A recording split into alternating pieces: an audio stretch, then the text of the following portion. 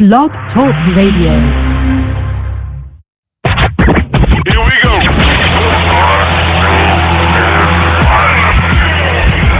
Blast off. This is True Capitalist Radio. True Capitalist Radio.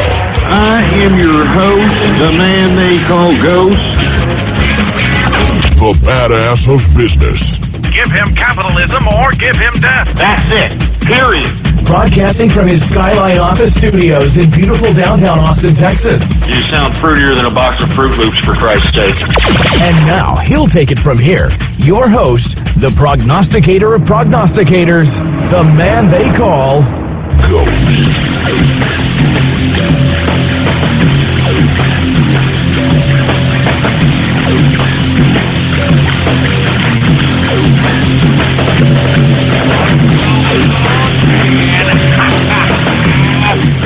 How's it going, folks? And thank you for tuning in with me to another edition of the True Capitalist Radio broadcast. And of course, I am your host, the man they call Ghost. And once again, folks, I want to thank you very much for tuning in with me. This is episode number 472. Episode number 472 for all the folks that are keeping track of the True Capitalist Radio broadcast. And before we get into anything else, I'd like to ask everybody to please spread it around. Spread it around. Spread it around like wildfire. And let everybody know that True Capitalist Radio is in effect and in the house. And we are live every Monday through Friday, 4 p.m. Central Standard Time, right here on the official website of the True Capitalist Radio broadcast. And it is blogtalkradio.com/ghost. That's blogtalkradio.com/ghost. And before I get into anything else, I'd like everybody, please follow me on Twitter and Gab. Of course, Gab is the Twitter alternative. You can get there by typing in your browser, gab.ai. Follow me on each of one of those social media sites, Politics Ghost. All one word, no underscores. Politics Ghost is the name to follow. Now that we've got that out of the way, I want to thank everybody for tuning in with me. Let's just go ahead and get started on it. There's a lot of things to talk about, I'll tell you that right now. I mean, taking a look at the agenda here on the show today, there is a lot of things to talk about. I mean, I'm telling you, I can't even wake up and search through any of these mainstream media outlets on the internets, anywhere, without seeing complete and utter lies and slander on the President of the United States of America, and it's just getting sick. And what did I say as soon as the President was elected?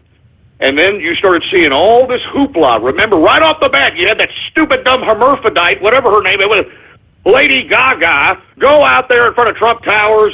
You had Michael Moore, you had Amy Schumer, you had Katy Perry, you had all these people rabble-rousing. You had leftist groups. And what did I say? I said that nothing good was going to come out of this. Didn't I say that? And as days go by, folks, the political climate is getting worse and worse. And I don't like where it's going, folks, but I said this was going to happen, all right? I said this was going to happen, and, you know, it's not just the people's fault, unfortunately. They are victims of their own ignorance. I hate to admit this, but they have been completely hypnotized and programmed through television programming. And that's why these folks are doing whatever these stars say. They're doing whatever the talking heads say. And this is why media components like this show that you're listening to right now, and you yourself through a social media account or accounts plural, you're going out there disseminating the information. You're going out there partaking in the meme wars, whatever the case might be, folks, because the battle, it continues on. All right, the war continues on. We won the battle by bringing in the presidency, bringing in the Trump into the presidency, but The war continues on, and we can't stop. The other side doesn't stop. Just take a look at all these mainstream media outlets, for Christ's sake. That's why those of us on the Trump train, those of us on the capitalist right and the capitalist army, we've got to continue to double, triple, quadruple down on our efforts, folks. This is not a joke. That's why this broadcast has taken a little bit more of a serious turn as of late, because we can't afford to be sitting here pulling pud. You understand? We can't afford to be sitting here waxing our carrots, hoping that these people will pipe down. These people are not piping down, and it's getting worse. Now, before I get into some sort of soliloquy that's going to offset the first hour of the markets, let me go ahead and get right into the markets, folks. Now, what happened yesterday, as I stated, when Janet Yellen decided to raise the interest rates a quarter point, I called it a little love tap. It's exactly what it was. And I alluded to on the previous show that if she does that, that the markets may react very positively. And I said that that positivity is going to be very short term. And take a look at today, all right? Take a look at today. And you know what today says? It's finally starting to hit the investors in the investment community. And I'm talking about the uncertainty. The uncertainty is starting to set in. And it's reflected in today's market session. So let's just go ahead and get right into it so I can explain it all here. Let's get to the stock market. Once again, you take a look at the intraday chart on the Dow, on the S&P, on the NASDAQ, very flat activity. That says to me, whenever I see that type of flat activity, it says that not only is there no buyers in the market, but the volume on this market is obviously continuously low. So once again, this 20,000 Dow Jones Industrial being propped up by some business media say the mom and pop investor. I personally believe, based upon the orders, folks, I mean, the Zero Hedge reported on this, that in the month of February, Wall Street insiders sold $780 million. All right, worth of, excuse me, I'm sorry, 7.8 billion, excuse me, Jesus Christ, I'm sorry. I'm undercutting it there. It was 7.8 billion. 7.8 billion as in Bill Gates, okay? $7.8 billion worth of shares sold for the month of February. And you guess how much the Wall Street insiders actually put back into the market? Only about 318 mil. That's it. They sold off 7.8 billion, as in Bill Gates. They sold off 7.8 billion, and they put back into the market 318 million. So what have I been saying, folks? While everyone is being hyped on this Dow Jones Industrial 20K, the Wall Street insiders are slowly and incrementally bringing out they're bringing out the money. They're cashing out. And no one, with the exception of the people that actually understand all this, can actually see it. And that's why I'm telling you now in this first hour, this is a trap. All right? I'm telling you this right now. I even said yesterday, I can't believe I'm turning into a bear investor in this facade of a bull market, but I have to, folks. I mean, I hate to sound like the old fart from Wall Street One, but you got to stick to the fundamentals, bud. You got to stick to the fundamentals. Because I'm telling you right now, people that are taking advantage of this bull run are individuals that bought in probably in the summer and previous. And they are now witnessing profits holding on to those particular equities up until this point. And unfortunately, what happens there is that when people start seeing profits that they didn't anticipate, and they're not necessarily experienced with the stock market, these people get swolled heads and think that they can do this on a consistent basis. And that's the unfortunate part about bull markets. I've seen many of bull market guys come and go literally, man. You should have seen them in the 90s. Oh, my God. You should have. I mean, anybody could have been a stock picker in the 90s. It was ridiculous. I was seeing 17-year-old brats on CNBC picking stocks, for Christ's sake. That's how stupid it was. All right? And then what happened after that crash? Well, everybody came down to reality, and I guarantee you the majority of the people that made money during that bull run in the 1990s or late 90s, I guarantee you none of them people, or at least a low percentage of those folks, are even still in the market in that capacity today. And that's where I have to say, the bear market, maybe the bear investing is where it's at, man. I'm telling you. I'm just saying, I'm an old man now. So I guess you live, you learn, you see, you see pumps, you see dumps, and, you see people come and go out of the markets, and, you just have to stick to the fundamentals, bud. Anyway, let's go ahead and get to the markets here. Dow Jones Industrial flat today. It's on the negative, but flat. Because what I would like to see, I would rather see the Dow or the S&P or the NASDAQ take off about 2 or 3% rather than just this stupid flat activity. Because at least I can short, and for you folks that don't understand what shorting is, it's when you... I don't want to get too complicated because the whole process is a very complicated process, but you technically invest in shares at a certain price and you hold those shares, and if those shares go lower, you obtain the amount of money it went lower at the price you held them at. So if you buy a share, if you short a share anticipating a decrease in that share, you will get the money that you short, whatever price you got in on the short. Like, let's say you got in at about $50, and let's say it was a bad day for this stock and it went down $10. Okay, you would get that $10 that it went down as profits in your pocket. That's what shorting is. But the only way that you can truly profit in shorting is when you've got things going down, like going down in a dramatic capacity, not this flat activity crap. And once again, it's low volume, and the insiders propping this damn market up. It's easy to prop a market up, folks, when there's low volume.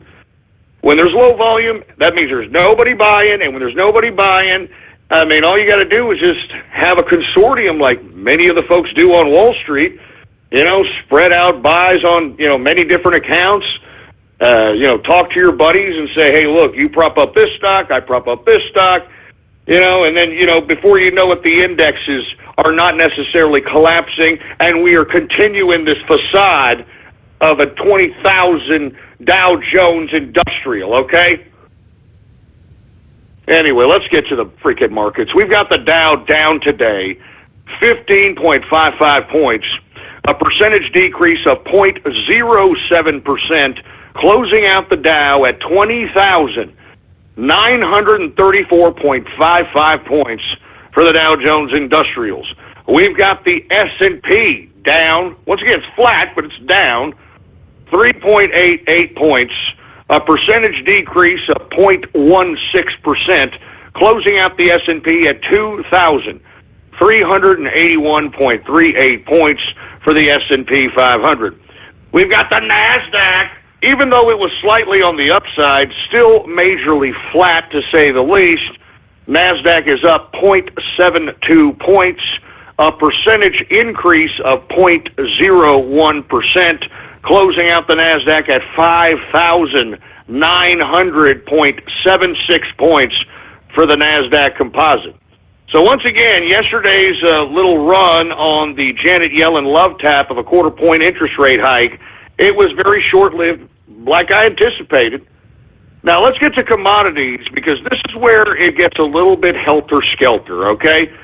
You think, okay, let's see what the commodities have in store for us today, because we see some flat activity in the equities market, not necessarily dramatic decreases, but what would the metals or the energy or the agricultural sectors have to say about today's flat session? Let's go ahead and get to the energy first. Energy right now, it's also flat today, folks. Now, once again, you saw about 2.5% increase yesterday on oil, and the reason you saw 2.5+ increase on oil yesterday was because President Donald Trump announcing that he is going to basically scrapped the restrictions, the fuel restrictions left over from the Obama era, in which the government enforced this idea that each and every one of these car manufacturers has to make every car run a certain mileage per gallon. All right? And that's why we don't have cool cars anymore, folks. I want to be honest with you. I mean, hey, look, cool cars, they guzzle gas. All right? They guzzle gas, and you know what? It's what happens, okay?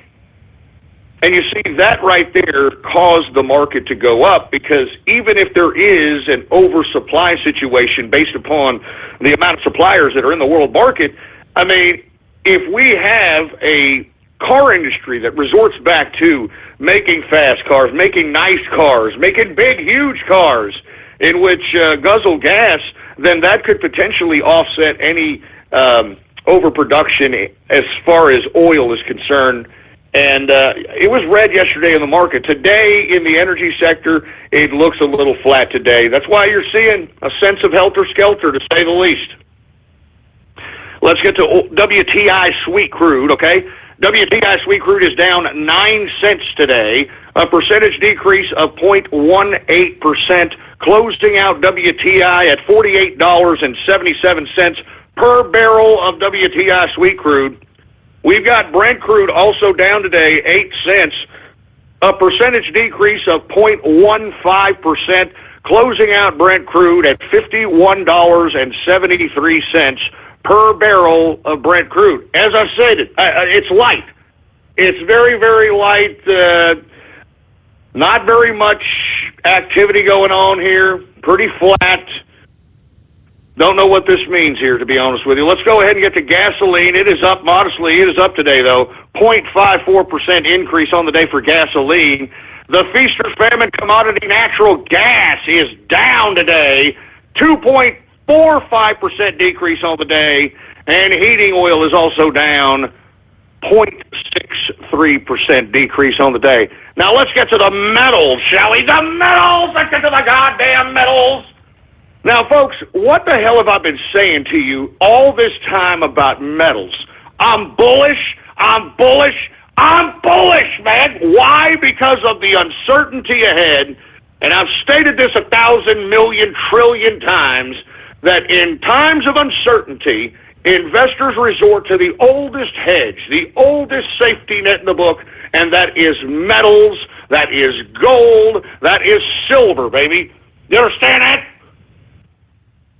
So, I hate to say I told you so, baby, because take a look at metals today. Take a look at metals today. Have you seen it? Tell me, have you seen it? Have you freaking seen it? Anyway, gold is up today, folks. $25.40. Come and get some. I mean, I told you. Didn't I tell you? Didn't I tell you? Once again, gold up $25.40, a percentage increase of 2.12% increase on the day. 2.12% increase on the day. Over 2% on your money in one day. Closing out gold at $1,226.10 per troy ounce of gold. Now, let's get to silver, because it looked even better in silver, baby. You understand? I mean, what did I tell you? What did I tell you about metals? What did I tell you? Silver is up today 41 cents, a percentage increase of 2.41% increase on the day. I mean, come on, baby. Come on, baby. The prognosticator of prognosticators. They call me that for a reason, man. They call me that for a reason. Anyway, silver is up 2.41%, closing out silver at $17.33 per troy ounce of silver. All right? I mean, I'm telling you, baby, making money, that's what I do. Copper also up today, folks, 0.77%, and platinum is down modestly. It is down 0.05% decrease on the day for platinum. Let's go ahead and get to agriculture, shall we, folks? All right? Now, very, very interesting thing going on here in the agriculture. I'm seeing a lot of green in the agriculture. So let's go ahead and get to that. Grain index. Corn up 0.69% increase on the day. Wheat is unchanged on the day today. Oats is finally coming down. Oats has been going up for the past several sessions, folks. It is finally coming down today, retracting hard to say the least. Oats is down 3.11% decrease on the day for oats. Rough rice up 1.60% increase on the day for rough rice. Soybean up 0.35% increase for soybean. Soybean oil 0.12% increase. Canola down 0.98% decrease. Let's get to the soft index, shall we? The softs. Cocoa down today, folks, 1.03%. I mean, man, is there an overproduction or a lack of demand in cocoa, man? I mean, this is the base for chocolate, and I don't know. I mean, I guess people are eating less chocolate. I guess that's good. I'm not sure, but I've never liked chocolate, so I don't really give a crap, all right? I hate chocolate. I think it's disgusting. I can't believe people eat it, and whenever I see somebody eat it, it's like there's some kind of orgasmic pleasure. It's like, oh, yeah. Oh, I love chocolate. I mean, you know what I'm saying? I'm like, good God, I take one taste of it, I want to puke. I want to puke my guts out. But hey, to each their own. That's why we're all individuals, right? I'm just giving you my 411 and my opinion on it, all right?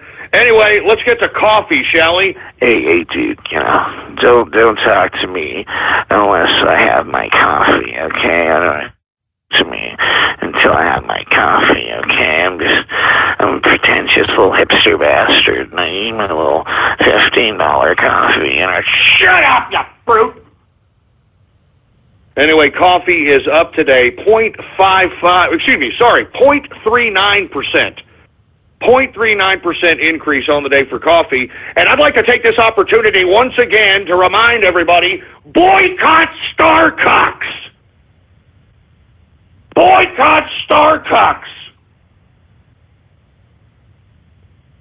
I'm serious. It's enough. We're hitting them where it hurts. And let me tell you, we're going to call for another boycott here later on the broadcast, and everybody who's listening has a pretty good idea of who I'm talking about. But as far as coffee is concerned, boycott Starbucks! They are an anti-American piece of trash company. And as I stated, folks, where you spend your money is a political statement. Political statement. Always remember that.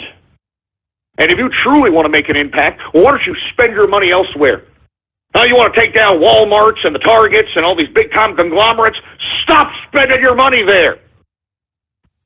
It's as simple as that, folks. I know it's a very hard, complex kind of synapse computing going on in that noggin of yours, but if you just stop spending your money and you spend it elsewhere, you could literally change your community. You understand that? I keep saying this to you folks. You want to change your community, then stop freaking buying at conglomerations that are killing the small business, that are killing the mom and pop shop. But Ghost, I mean, they're cheaper. I can't help it. I mean, they're cheaper. I mean, well, then you're going to get cheap jobs. Yeah, I mean, there's a trade-off, baby. There ain't no free. I know that Obama's been in power, and he's given away a lot of our tax dollars, and a lot of people have it in their head that they are supposed to get crap for free. That's not how the real world works, baby. All right? And let me tell you, what did I tell you? What did I tell each and every one of you losers that were collecting welfare and that were out here being bureaucrats and collecting off the tax system? What did I tell you years ago? That you all would rue the day. Didn't I say that? That you would rue the day that you sat there and thumbed your nose at the capitalists. And I said that when we take power, which we have, that we were going to stick it right down your goddamn ungrateful throats. And that's what we're doing, you stupid pieces of trash. And you know what you're going to have to do? You're just going to have to sit there, take it, and eat it! Eat it! Keep eating, fatty! Keep eating! Anyway, look, I'm sorry for going off, Keister. I just have to make that a point, okay? Because it bears repeating. Let's go ahead and get to sugar. Sugar is up today, 0.11% increase. Orange juice down, 0.34% decrease. We've got cotton up, 0.12% increase. We've got lumber down, 0.55% decrease.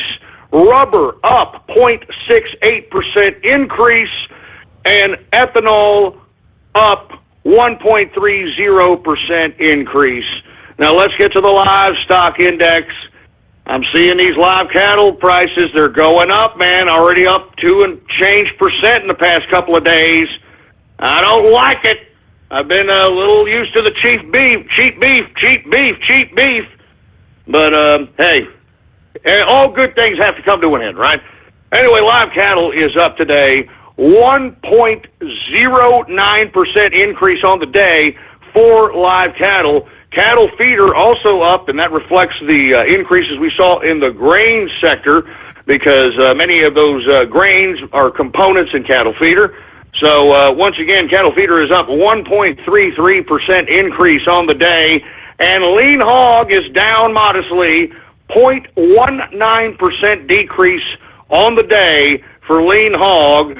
Now, let's go ahead and get to the cryptocurrency section of the financial hour, folks. All right? Now, for you folks that are unaware, what we are doing here is I am trying to give prices and daily movement percentages of certain cryptocurrencies that are on the market today. And the reason I'm doing this, folks, is not to try to promote trading them, even though that market hasn't truly matured and developed.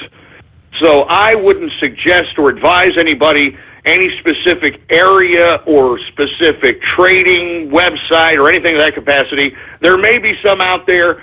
I don't know. The reason I'm giving you this, folks, is every single one of these cryptocurrencies that I will cover in this particular section are going to be mineable. They're going to be mineable. Well, now, for you folks that are unaware and are like, what the hell does that mean? Mineable? What the hell does that mean? What, do I go into a cave and you know, I gotta hit a rock until I get some gold or something? Well, kind of, yes, but you're doing it digitally. Now, what you do to mine coins is you download a piece of software in which you enable either a computer system or in most cases your graphics card, because believe it or not, the premier modern-day graphics cards, I mean, their processing is way, way faster than many PCs, believe it or not. Not to say that there are not PCs that kick ass, but still, you want to be able to have some dedicated process specifically for the mining, because the faster the process, the quicker the mining of the coin in question. Now, what you do is you kind of leave your computer or these graphics cards. I was even discussing with a couple of folks, props to Raiden Snake. He was talking about that people are mining these things off Raspberry Pis. And if you aren't familiar with the Raspberry Pi project, it is one of the most innovative things I have ever seen. It is basically a company that is selling a little motherboard with built-in processor, and I mean, it gives you the bare bones of an actual CPU in which you can actually add hardware, you can program it to what you want, and the innovations that many of the designers within the Raspberry Pi movement have concocted have been unbelievable. If you have time, YouTube Raspberry Pi projects and take a look at all these designers from all over the world and take a look at what they have created with the Raspberry Pi. It's unbelievable. But at the same time, from what I understand, you can mine also with the Raspberry Pi, which is very, very interesting. All right? Now, with that being said, folks, let's go ahead and get to some of these cryptocurrencies, okay? Now, obviously, Bitcoin is the premier cryptocurrency. Now, you're not going to be able to mine these coins as easily as you used to. It used to be very easy to mine these coins, and all you had to do was just have a PC in some cases. a decent graphics card, and you were just mining these things. Unfortunately, you've got China involved and other countries involved in this particular cryptocurrency of Bitcoin that are mining these in warehouses that are football fields long of just boxes that are mining Bitcoin on a consistent basis. I think from what I understand, they are currently mining anywhere from 6 to 7% of the Bitcoins that are being mined today. So in my personal opinion, if you wanted to start mining coins, Bitcoin is not the coin that you would want to get into. What you would want to do is start mining coins in which you get the software specific for whatever coin that I'm covering here in this particular part of the hour, and you research that particular coin on how to mine it, what software you need to download, and, you know, keep your computer on and start mining these coins. And when you obtain these coins, because I mean, literally, all you got to do is keep it on. Now, before I get ahead of myself, I know some of you people are like, wait a minute, Ghost. All I got to do is keep my computer on and have software running. I mean, I don't get it. How do I get coins for doing that? Why? Why would I get coins for that? You get coins because, folks, when you leave your computer system on in this system that basically circulates and creates transactions and actual kind of digital receipts of the actual exchange of the digital currency in question, your computing device acts as a part of the system itself. You know what I'm saying? I mean, you know, what that means is like, you take a look at banks. You take a look at like a huge conglomerate bank like Bank of America. I mean, Bank of America can literally wire you money anywhere. You can go to an ATM anywhere. It doesn't matter if it's your local branch of Bank of America or not.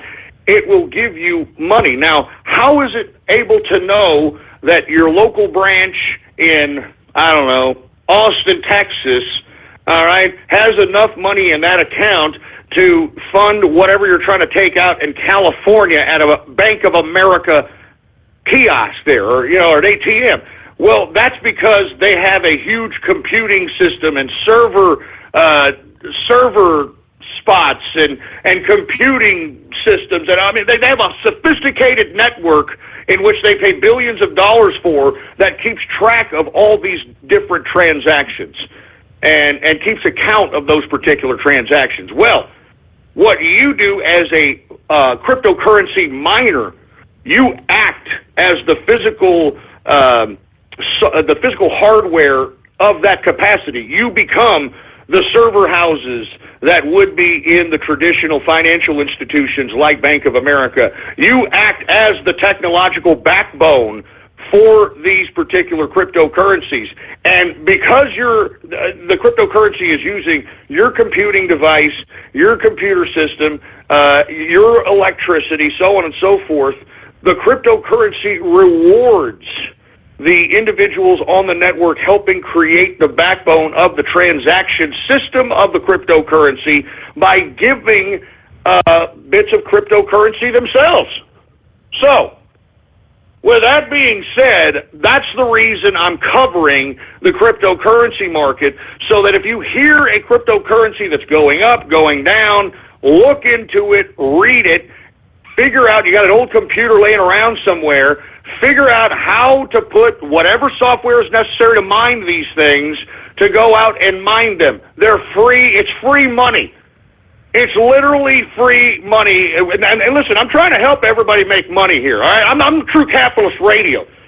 I mean, I'm sure I've made people millions upon millions of dollars, and I'm not even joking about that. All right? I'm not even being fictitious. I'm serious. I think I've made I've made other people millions and millions of dollars. And to be honest with you folks, that's why this show's so successful. That's why a lot of people buy the merchandise, because they appreciate the knowledge, they appreciate the information that I'm giving away. Why am I giving the information away? Because I'm trying to build capitalists. There ain't no capitalist school. There ain't no capitalist university. No one's going to properly teach you how to play this game. I'm trying to create capitalists. That's what I'm trying to do. I'm trying to create capitalists. That's all I want to do. So with that being said, folks, I am going to go ahead and go over some of these cryptocurrencies. Every one of the cryptocurrencies that I am going over and covering today are mineable.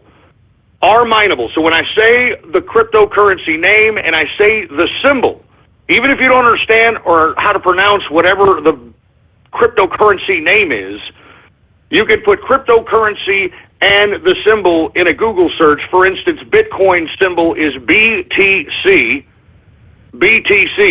You could put cryptocurrency BTC, and it'll tell you what cryptocurrency that particular symbol is. Now, with that being said, let's go ahead and cover some of these, shall we? Every one of these are mineable. They are mineable, so figure it out, man. All right? I mean, I know it's a lot of technical work. You got to read, but hey, you want free money or what? Figure it out. Anyway, let's continue going here. Now, Bitcoin is not one I suggest to mine.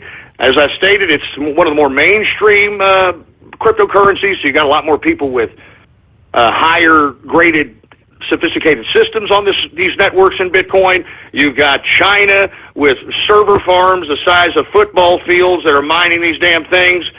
I mean, so it's not very easy. But what you could do as a strategy is you could mine any other of these other up-and-coming coins that are actually fairly decent and priced. And once you mine them, you can exchange them for Bitcoin or exchange them for another cryptocurrency. I mean, you understand, there's a market being developed here in the cryptocurrency market, all right? So that's all I'm saying. There's money to be made here, and I hope that you're making it. That's all I'm saying. Now, let's get to Bitcoin price here, folks. Now, let's get to Bitcoin. Now, I'm going to give the market capitalization. That means all the Bitcoins outstanding right now. As of right now, there are 18 billion. 746,000, $18 billion, 746 million, 58,132 $132. Anyway, close to 19 billion in market capitalization. Let's just put it that way, okay?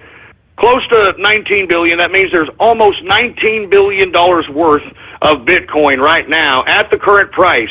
The current price is $1,155.78 per Bitcoin. All right, now the circulating supply of Bitcoin, like actual Bitcoins, this is not the market capitalization. The market cap, not just for this cryptocurrency, but for equities, means the amount of shares that are outstanding and the worth of them. So the combined worth of all Bitcoin was just a little under $19 billion. Okay, so that should tell you something. The circulating supply of Bitcoin at this point in time is a little over 16 million Bitcoins. Okay, a little over 16 million Bitcoins. Now, it has gone down in the past 24 hours, folks. As you could tell by the price, it has gone down 7.08%, and Bitcoin symbol is BTC. Now, let's go to this Ethereum, which I have been discussing here, people to look into, because it's the new cryptocurrency that they're trying to make more legitimate than actual Bitcoin. You've got big-time backers that are backing up Ethereum, and the symbol on Ethereum is ETH. ETH is the symbol for Ethereum.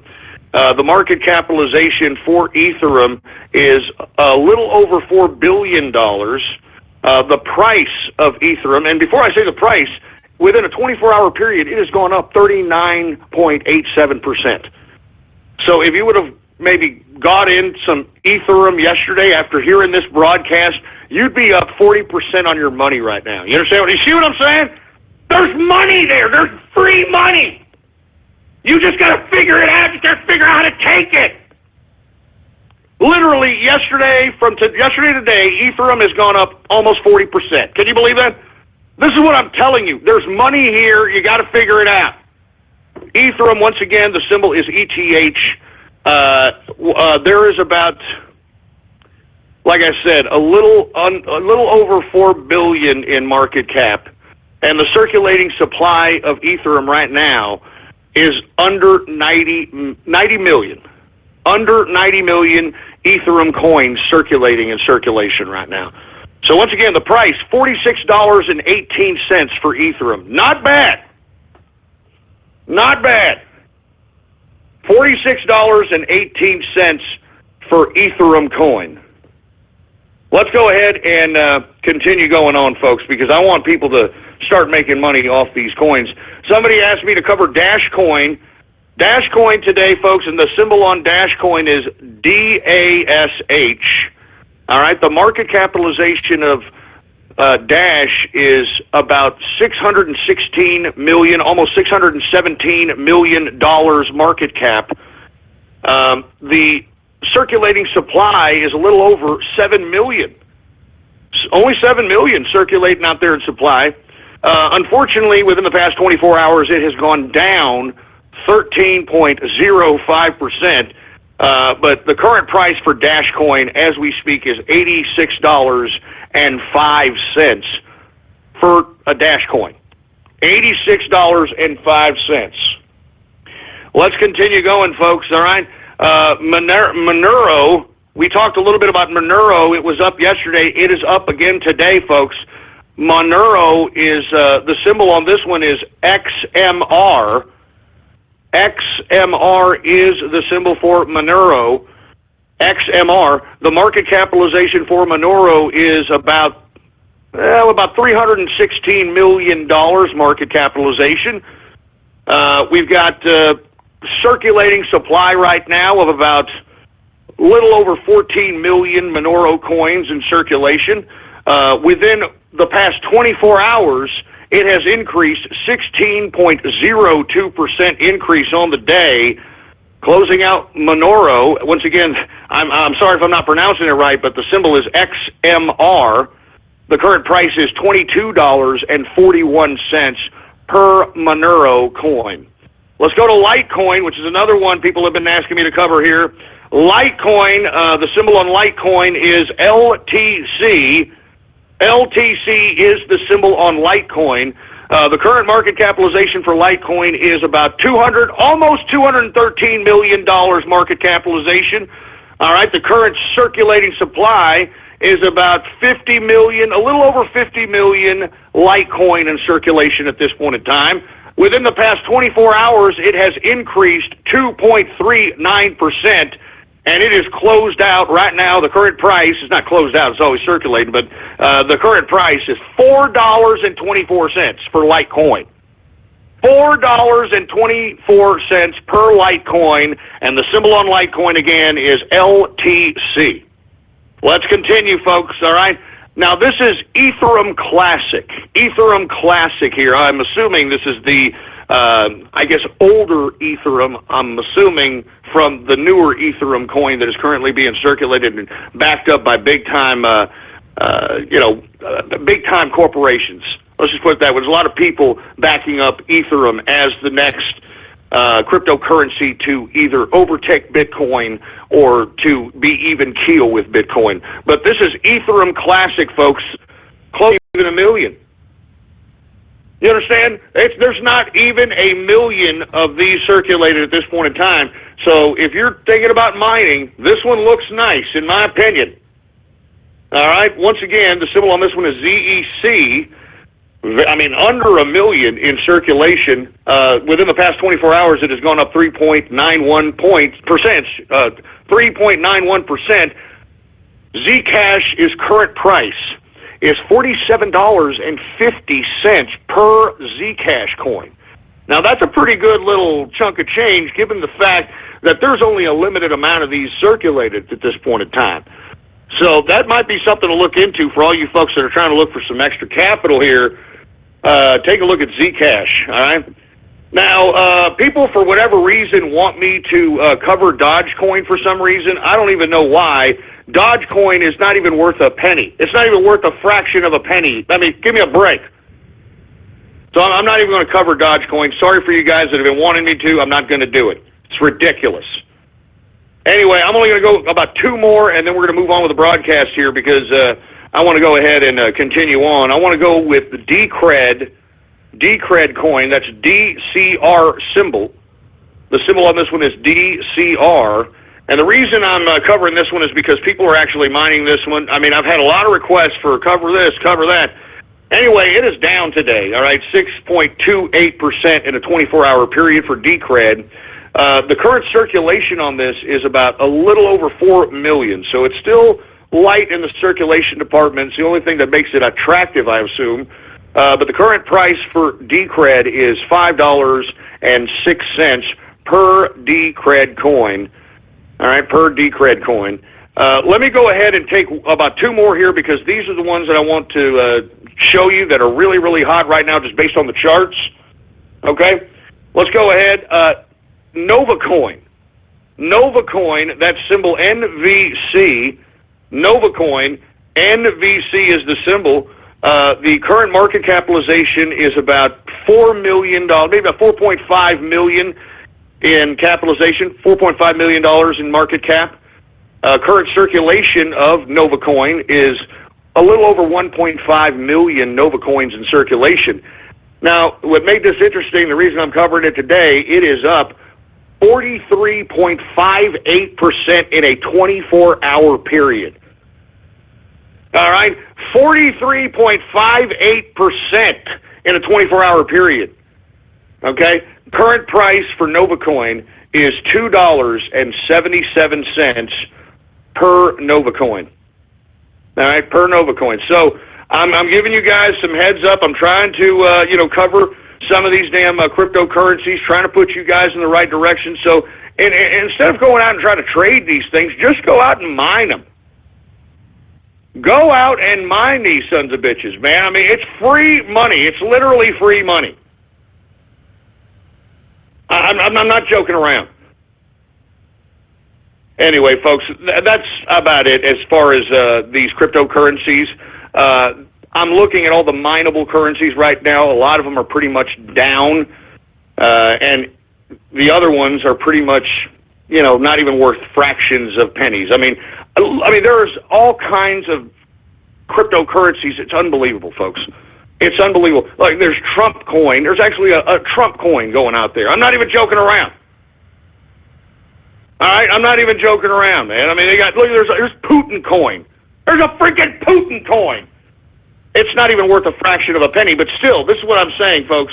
What I am going to do is cover whatever is worth, whatever is increasing in value, whatever is the hot cryptocurrency at this point, because I want to direct everybody that's within the capitalist right and everybody within the capitalist army to mine these damn things. You understand?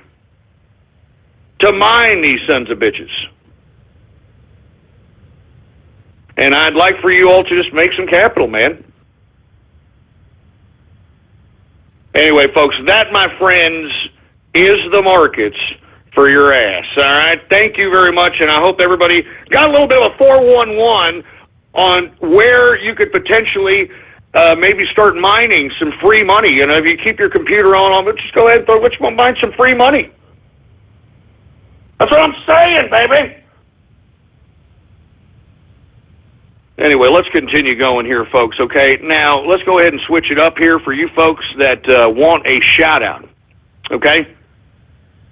I'm going to do something a little different. I'm going to start off with Gab Shout Outs. You understand what I'm saying? That's right. I'm going to start off with Gab Shout Outs, and then we're going to move it to Twitter Shout Outs, all right? That's what we're doing. So if you want a shout-out, repost the first post on my Gab account, and the Gab account to repost is Politics Ghost, all right? Hey, engineer, do we got any goddamn Gab shout-outs to be had here? All right, well, let's go ahead and get to some Gab shout-outs right now. Anyway, we got Karaskin, Cuck Lives Matter in the house, B.N. King, Twilly Atkins, what's going on to Distilling Capitalist? We got the Smiler in the house, Ed Plus, Angry Grandpa in the place, Butter Panda, Trump Train versus We Was Kings and shit. Come on, man. Are you joking with that name? Anglo-kin for Trump. I mean, how did you all get past, the The freaking, you know what, I don't even want to know. Cock-a-doodle-doo, really? We got Moose on a Loose. What's going on? We've got, what's going on to Tom? How you doing, Tom? We got Felicia Darkmidge, excuse me. Oscar Talks. What's going on to Oscar Talks? Who else do we got here? We've got Jorge. What's going on to Jorge? Heavy Capitalist. Who else do we have here? We got Jew coin worth 6 million shekels. Are you kidding me? Shut up about that, man. Seriously, I don't know what it is about you goddamn assholes being anti-Semitic. I don't know what it is, but you just need to stop it now. Anyway, we got Slime Brains in the house. Once again, we're taking Gab Shout Outs. Anyway, we're taking Gab Shout. We got NEA welfare artist. What the hell does that mean? What the hell is that supposed to mean? Jesus Christ. Who else do we have here? We got the Rook of Trumpington. What's going on? We got Three-Fingered Fred. We got Spark Synapse in the place. What's going on to Spark Synapse? We got Hungry Ham Bones. You guys are stupid, man. What's going on to Dr. Demento? We got Trump or Death. Yeah, no kidding, man. We're down, baby. We got Bowman Johnson, whatever that means. TC Capitalist, what's going on? Ghost versus Autism Awareness. What the hell does that mean? You know, I've been accused of trying to weaponize autism, for Christ's sake. You know what I'm saying? And then you're going to sit here and do something like that? Good God. What's up to Snow White? What's going on to Odd Eyes Magician? What's going on to Cornelius Goldstein? Jesus Christ. BJ's for Putin coin, man. Are you... Jesus Christ. Dick asshole.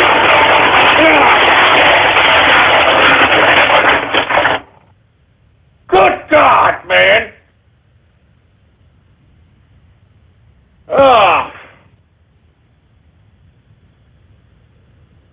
BJ's for Putin coin. I bet you'd like that, you vodka-drinking, mouth-breathing piece of freaking brewski crap.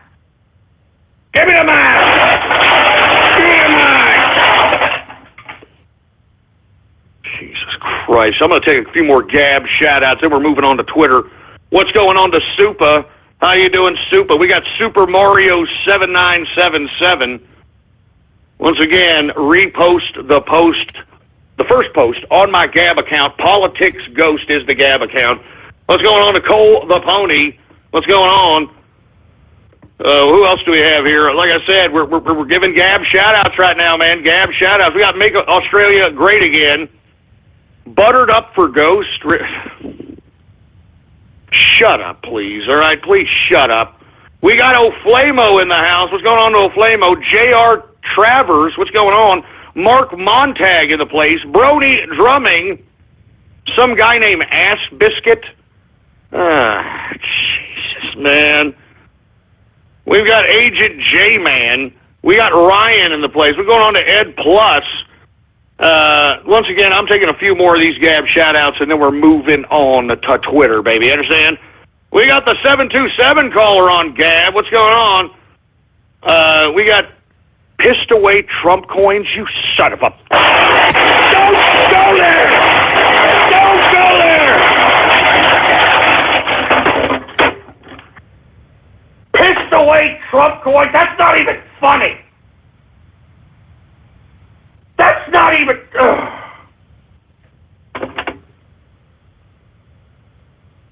Jesus Christ. You know what? That's it for the Gab shout. That's it for the goddamn Gab shout-outs, all right? We're moving on to Twitter now, all right? That's what we're doing. We're moving on to Twitter, and if you want a Twitter shout-out live right here on the broadcast, all you've got to do is go to my Twitter account, Politics Ghost, all one word, no underscores, and retweet the first tweet on my Twitter account, and the tweet to retweet is True Capitalist Radio Live. That's True Capitalist Radio Live. I'll give you a Twitter shout-out live right here on the broadcast now. Look, I thought I would be able to go to Gab and get rid of you, troll terrorist and cyber vermin, man.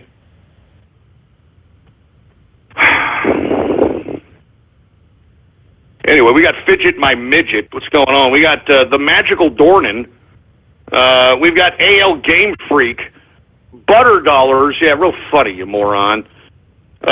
We've got Brody Network again. What's going on? Rainbow Cash. We got, hey, Kingfish. What's going on to Kingfish? Jew gotta be kidding me. Jew gotta be kidding me. Just shut up. Shut up. Shut up! We've got the trans tinfoil shekel. What the hell is that? Corn waffle. What's going on? We got a deep fried Texan. That's not even funny. You guys are getting sick, man. I'm serious. Oh yeah, Happy Panda Day Ghost. You know what? I don't even want to talk about Panda Day. I don't want to think about pandas. Just shut up about pandas. Hey, look at this. Ghost needs a panda. I mean, Texas Panda Handle. Oh, shut up. Shut up! You know what? I knew coming into this show that you idiots were going to do something like this about panda, panda, panda, panda, panda, panda, a panda, panda, panda, panda, panda, panda, panda. I knew it. You know, this is a risk I take every goddamn time I do this broadcast, you know? And you know why I do Twitter shout-outs, folks? I'm trying to make the show a little interactive for folk out here. That's all I'm trying to do. I'm just trying to make the show a little interactive. And you see, this is the side effect of being that generous to the audience. You know that? I'm being generous to the audience here, and this is the kind of crap that I have to take on a consistent goddamn basis. Give me a stick. Give me the mic. Give me the mic. Enough. Please, enough. We've got the Smiler in the house. What's going on? We've got, here we go again, Panda for TCR Ghost. I mean, shut up. All right, just shut up. We've got Chris Hyde in the house, Dr. Bristle in the place. We've got somebody named Atlanta. What's going on to Atlanta out there? Hey, we're being listened to in Atlanta. That just goes to show you how cultured we really are out here on True Capitalist Radio, baby. You understand that? We're out there in hot Atlanta, baby. You understand? They're probably listening to us during Freaknik, baby. You understand that? Y'all never heard of Freaknik? Oh, my God. It's when all the black fraternities and the sororities converge on Atlanta, and you just got black voluptuous booty and breastises and, you know, black guys and stuff. So, you know, that's what you got. That's what I'm saying, baby. You understand? I bet you I'm listening to at Freaknik, baby. I bet you they're getting their freak on right now and they're listening to the True Capitalist Radio broadcast and they're like, yeah, baby, this motherfucker, he knows what he's talking about, baby. I'm out here trying to go to college and go to Freaknik for my kids, baby. I'm trying to do this for my kids, baby. You're not interested in understanding, baby. My kids, baby. Anyway, sorry, folks. I'm just saying. I mean, we're cultured people over here. I'm a melting pot of friendship. I've said that a million trillion times, all right? I'm a melting pot of friendship.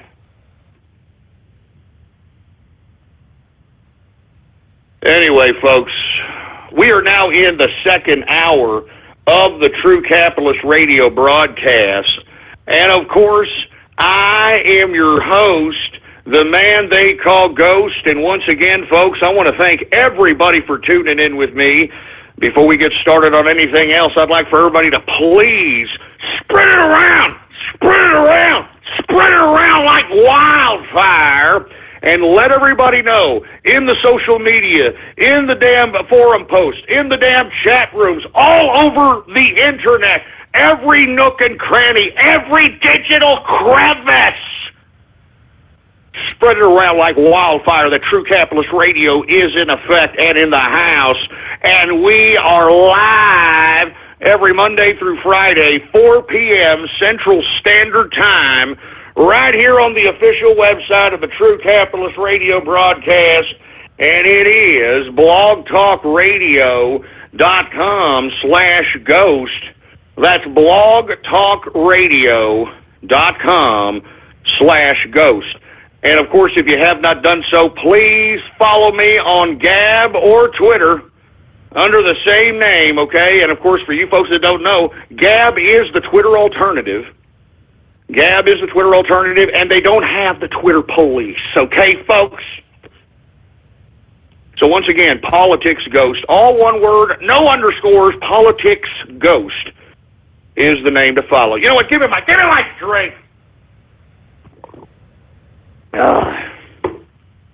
I'm telling you, damn trolls, you drive me to drink, you internet troll terrorist and cyber vermin. You drive me to drink out here, man. Anyway, let me continue going here, folks, all right? Should I continue with these Twitter shout-outs, for Christ's sake? Good God. You know what? I'm only going to take a couple of more Twitter shout-outs, and that's it, all right? If you want a Twitter shout-out, retweet the first tweet on my Twitter account right now, and the tweet to retweet is True Capitalist Radio Live. That's True Capitalist Radio Live. Retweet that tweet. I'll give you a Twitter shout-out live right here on the broadcast once again. We've got Toucan Thursday, whatever the hell that's supposed to mean. We've got Zach Goodman in the house, Advisor. We've got Edgar Raines in the place. Who else do we have here? We got Raiden Snake. What's going on to Raiden Snake? We got Hopscotch in the place. Green Leader. What's going on to Green Leader? We got Law Boss. Okay. We got Odd Eyes, Agent Odd Eyes. Excuse me. Jesus Christ. I'm not saying these stupid names. Florida Panda Handle. Here we go again. Florida Panda Handle. What did I tell you? I don't want to hear about a panda at all right? Panda. I don't want to hear a panda. A panda. A panda. I don't want to hear a panda. I don't want to hear about a damn panda. Anyway, we've got Sell NG coins. Oh, that'd be great. Hey, you want your own coin, engineer? I don't know if anybody will buy it, engineer. I don't know, man. Anyway, we got, oh yeah, great. Here's Panda Coin now. Panda Coin. Look, shut up.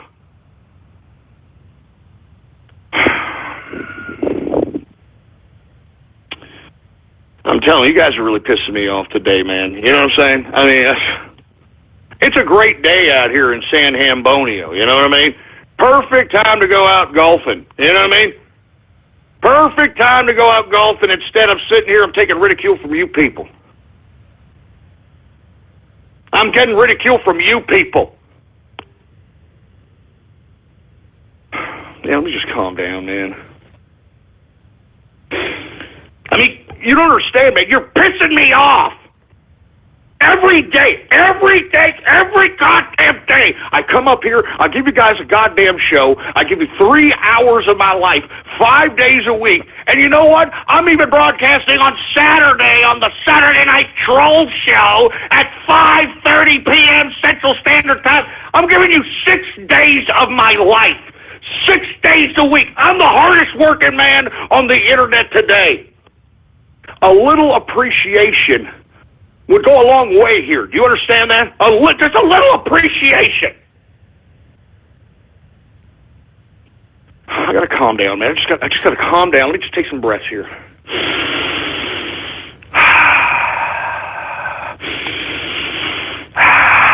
The sun is warm. The grass is green. The sun is warm. I gotta calm down, for Christ's sake. The grass is green, all right?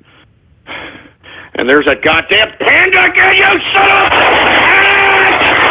I can't take it! I need a break! I need a goddamn break! I need a goddamn break! I don't know goddamn insane! You understand it? I'm working like 6 days a week, man, broadcasting, for Christ's sake. I feel like I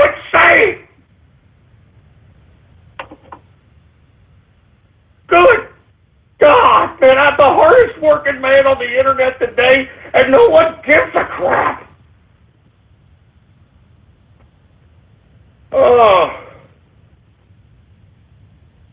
Oh my God! Here we go. Look at Twitter. Oh yeah, panda, a panda, a panda, a panda, a panda, a panda, a panda.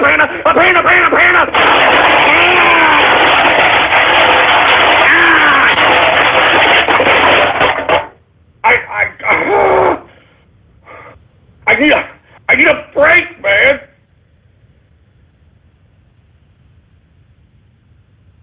I need a break.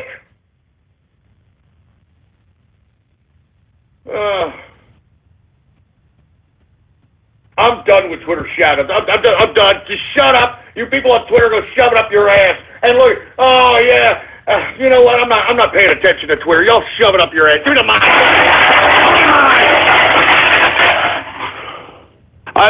You know what? I'm not paying attention to Twitter, for Christ's sake. You people are doing everything to try to harsh my mellow, and I don't really appreciate it one goddamn bit. I don't appreciate it one bit, man. Anyway, I'm moving on with the broadcast, folks. We got a lot of things to talk about, and yet, look at these people on Twitter. I'm not retweeting. I'm not looking at it. Look at all the pandas. I'm not looking at them. Stop tweeting me, pandas. I'm not looking at them. Jesus Christ, man.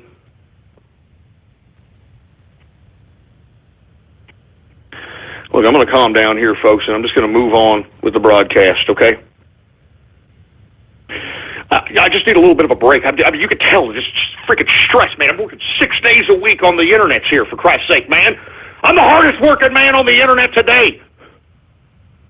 I mean, I guess if you want to count those gaming streamers, I don't even want to talk about that. We already had a discussion about them at the end of yesterday's broadcast, all right?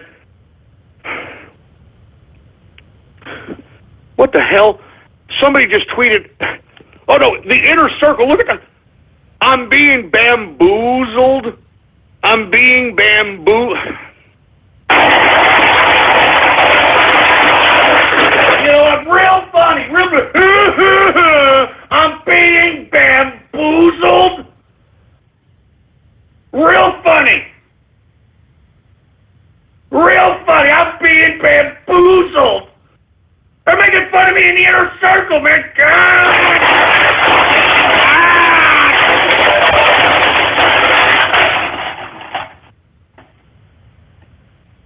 I'm not paying attention to anything anymore, all right? I'm not paying attention to nothing. I'm not getting any kind of respect whatsoever.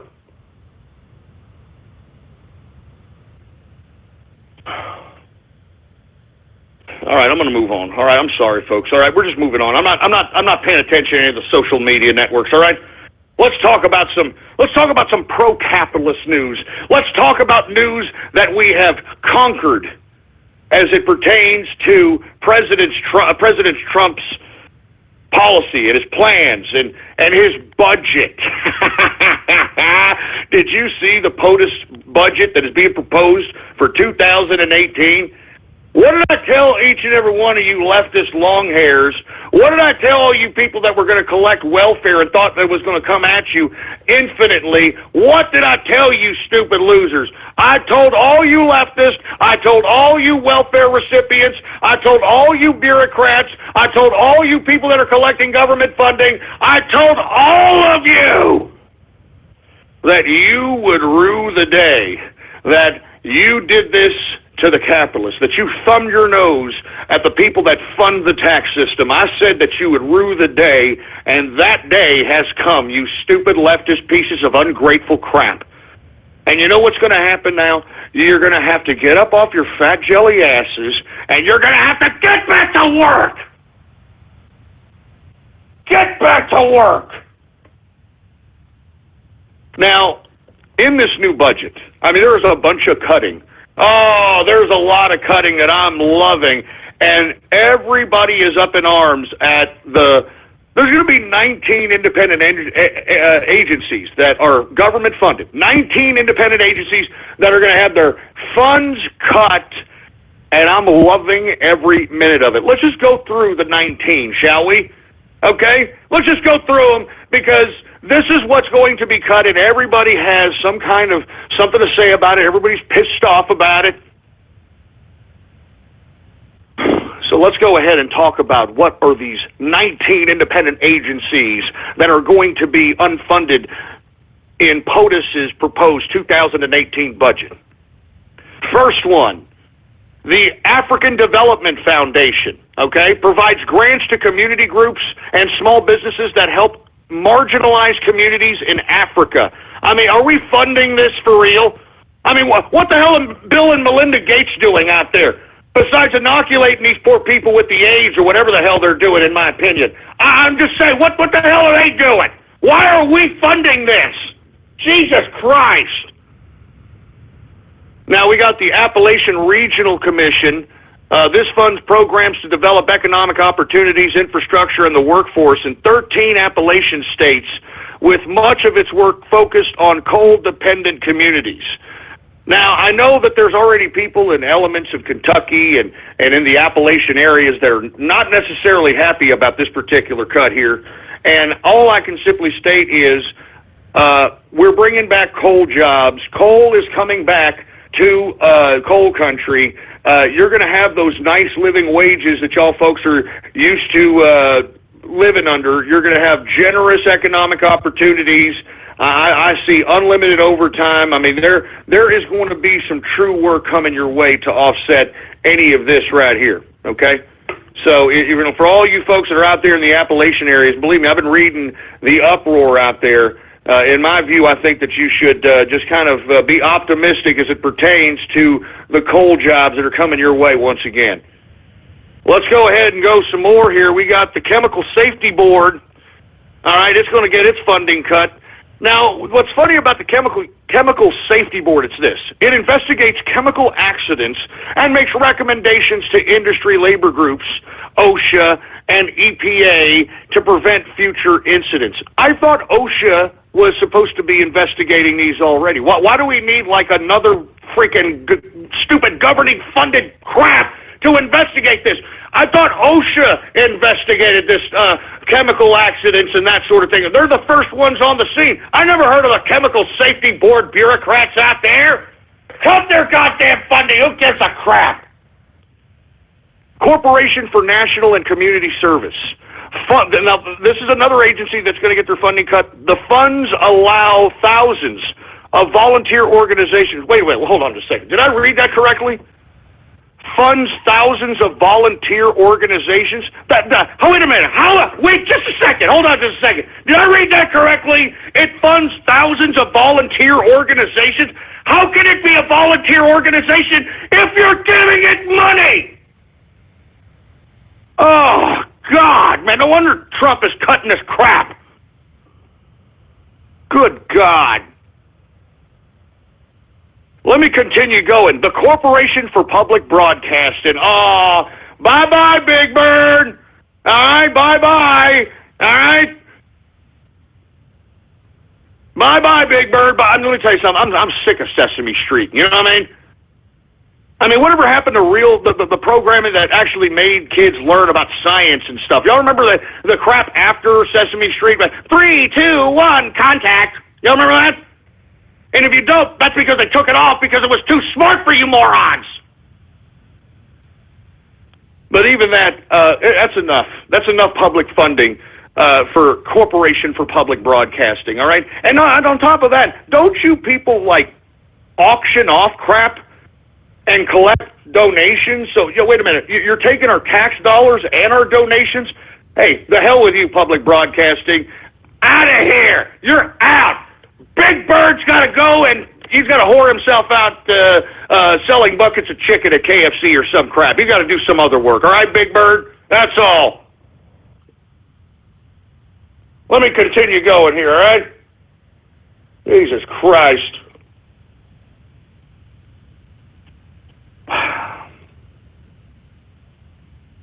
We've got the, where are we? Man, there's just so many of them. How about Delta Regional Authority? Funds economic development projects in the 7 states in the Mississippi Delta. What? I mean, with all due respect to Mississippi, I mean, Mississippi isn't very, how can I put it? Mississippi isn't very, whatever this is funding, it's not working. Let's just put it that way. I'm trying to be as polite as possible. All right? I'm serious. I will be as polite as possible, for Christ's sake.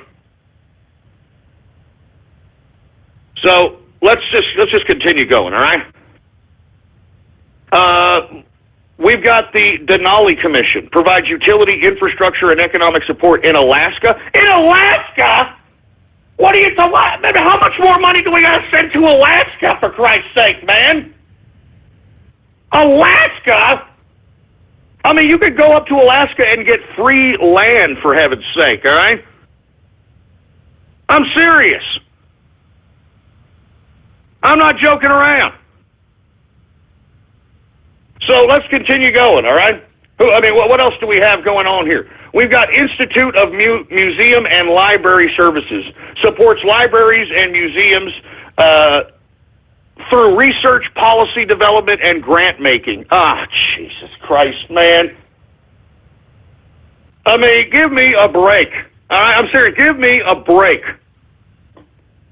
I mean, this is just trash. I mean, here's another one. Inter-American Foundation provides grants to organizations working to improve economic conditions for poor communities in the Americas and the Caribbean. I mean, this is South America, Caribbean money. I mean, let's continue on. Here's another agency. The U.S. Trade and Development Agency funds projects that link American exporters with buyers in developing countries. I mean, what the? Are you joking? I mean, are you kidding me? I mean, good God. Legal Services Corporation, okay? Legal Services Corporation funds organizations that provide legal aid to low-income Americans. All right? I mean, wait a minute. I mean, oh my God.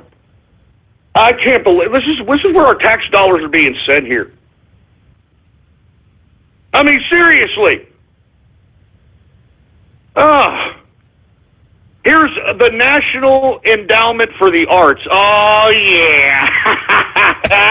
Hey, all you arts people, what did I tell you? All you little artists that are putting, turds in a can.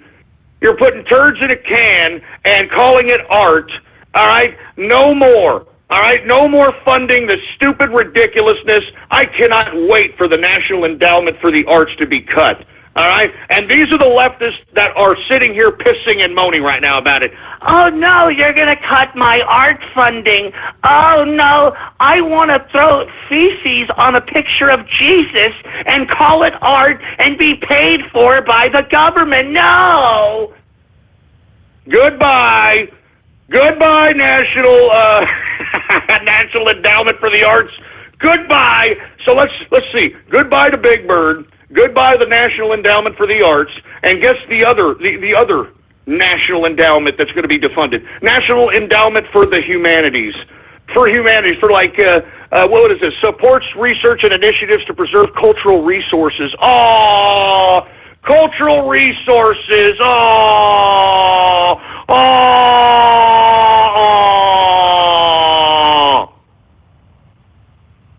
Jesus Christ, man.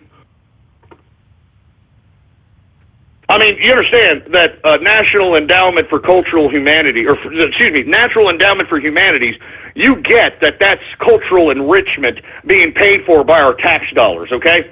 Let's continue going because I want to move on from this, but I just want to show you so you have an idea what's being cut. These are the 19 different independent agencies that are being cut funding, and I'm loving every minute of it, all right? Now, we've got Neighborhood Reinvestment Corporation. This assists organizations aimed at revitalizing rural, urban, and suburban communities and securing access to affordable housing. Wait a minute. I mean, don't we have HUD for this? I mean, what the hell is this about, man? I mean, do you understand, folks, that we already have a program called the FHA program where you literally just have to put down like 2% of the house down payment. 2%. If you go to a traditional financial institution, a traditional bank, you're going to have to drop 20%, 25% down before the bank even talks to you. Good God. And what, we've got an agency? What is this agency really doing, for Christ's sake, man?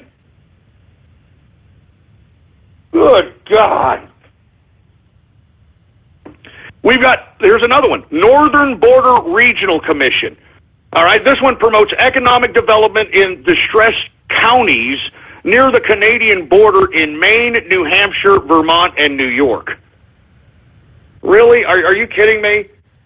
I didn't even realize all this money was being circulated around out here. And, you know, none of this has done any bit of good whatsoever. You know, I'm all for if any of these programs have actually done some benefit to our society. And every one of these that I've read off, you take a look at the regions that they're supposed to be servicing, it's not necessarily the greatest part of America, okay? I'm just saying. I'm just saying, for Christ's sake. Jesus Christ, man. What else do we have here? Here's another one. Overseas Private Investment Corporation. What the hell is this? Helps U.S. businesses invest in emerging markets by providing loans, political risk insurance, and support for private equity funds? What the are you kidding me? You know what this is, folks. You know this overseas private investment. This is Wall Street, you know, corporate welfare. That's what this crap is. This is big business corporate welfare right there. And there's one thing that I hate more than the Poe in America juicing welfare. It's corporate welfare. You understand? It's corporations that are just juicing the American tax system as if they are supposed to be able to be accorded free goddamn money. Jesus Christ, these scumbags. Let's continue. We got 3 more agencies. We're going to move on to another subject, folks. All right? United States Institute of Peace. Is this a real organization that's being funded by our tax dollars? Are you kidding me? United States Institute of Peace works to address violent conflicts and encourage religious tolerance through research, training, and partnerships with government agencies. Oh, Jesus Christ. Jesus Christ.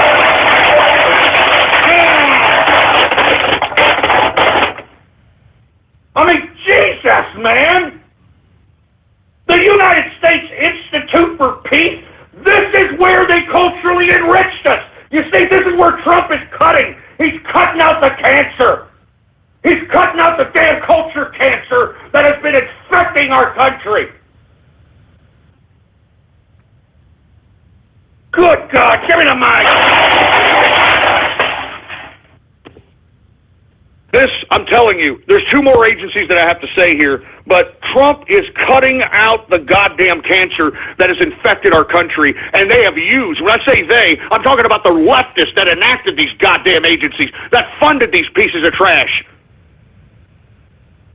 They use these agencies to culturally enrich America, and right now, Donald Trump is cutting the fat. He's cutting out the cancer. And I'm loving every minute of it.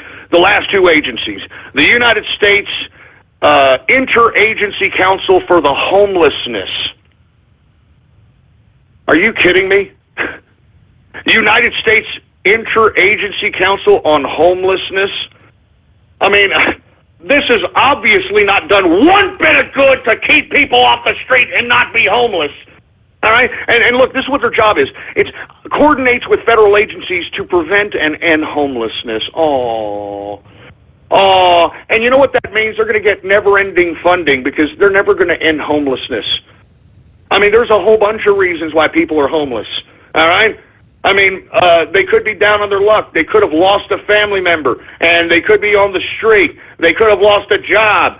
They could be mentally handicapped. They could be mentally ill. A lot of these folks that live on the street don't want to get off the street. They like the street life. So this is a complete scam, this United States Interagency Council on Homelessness, because they're never going to get rid of it. They're never going to get rid of it, and this is a never-ending funding hole to this goddamn agency. I'm glad this is being cut. And last but not least, folks, believe it or not, the man who signed in the Federal Reserve himself, Woodrow Wilson International Center for Scholars.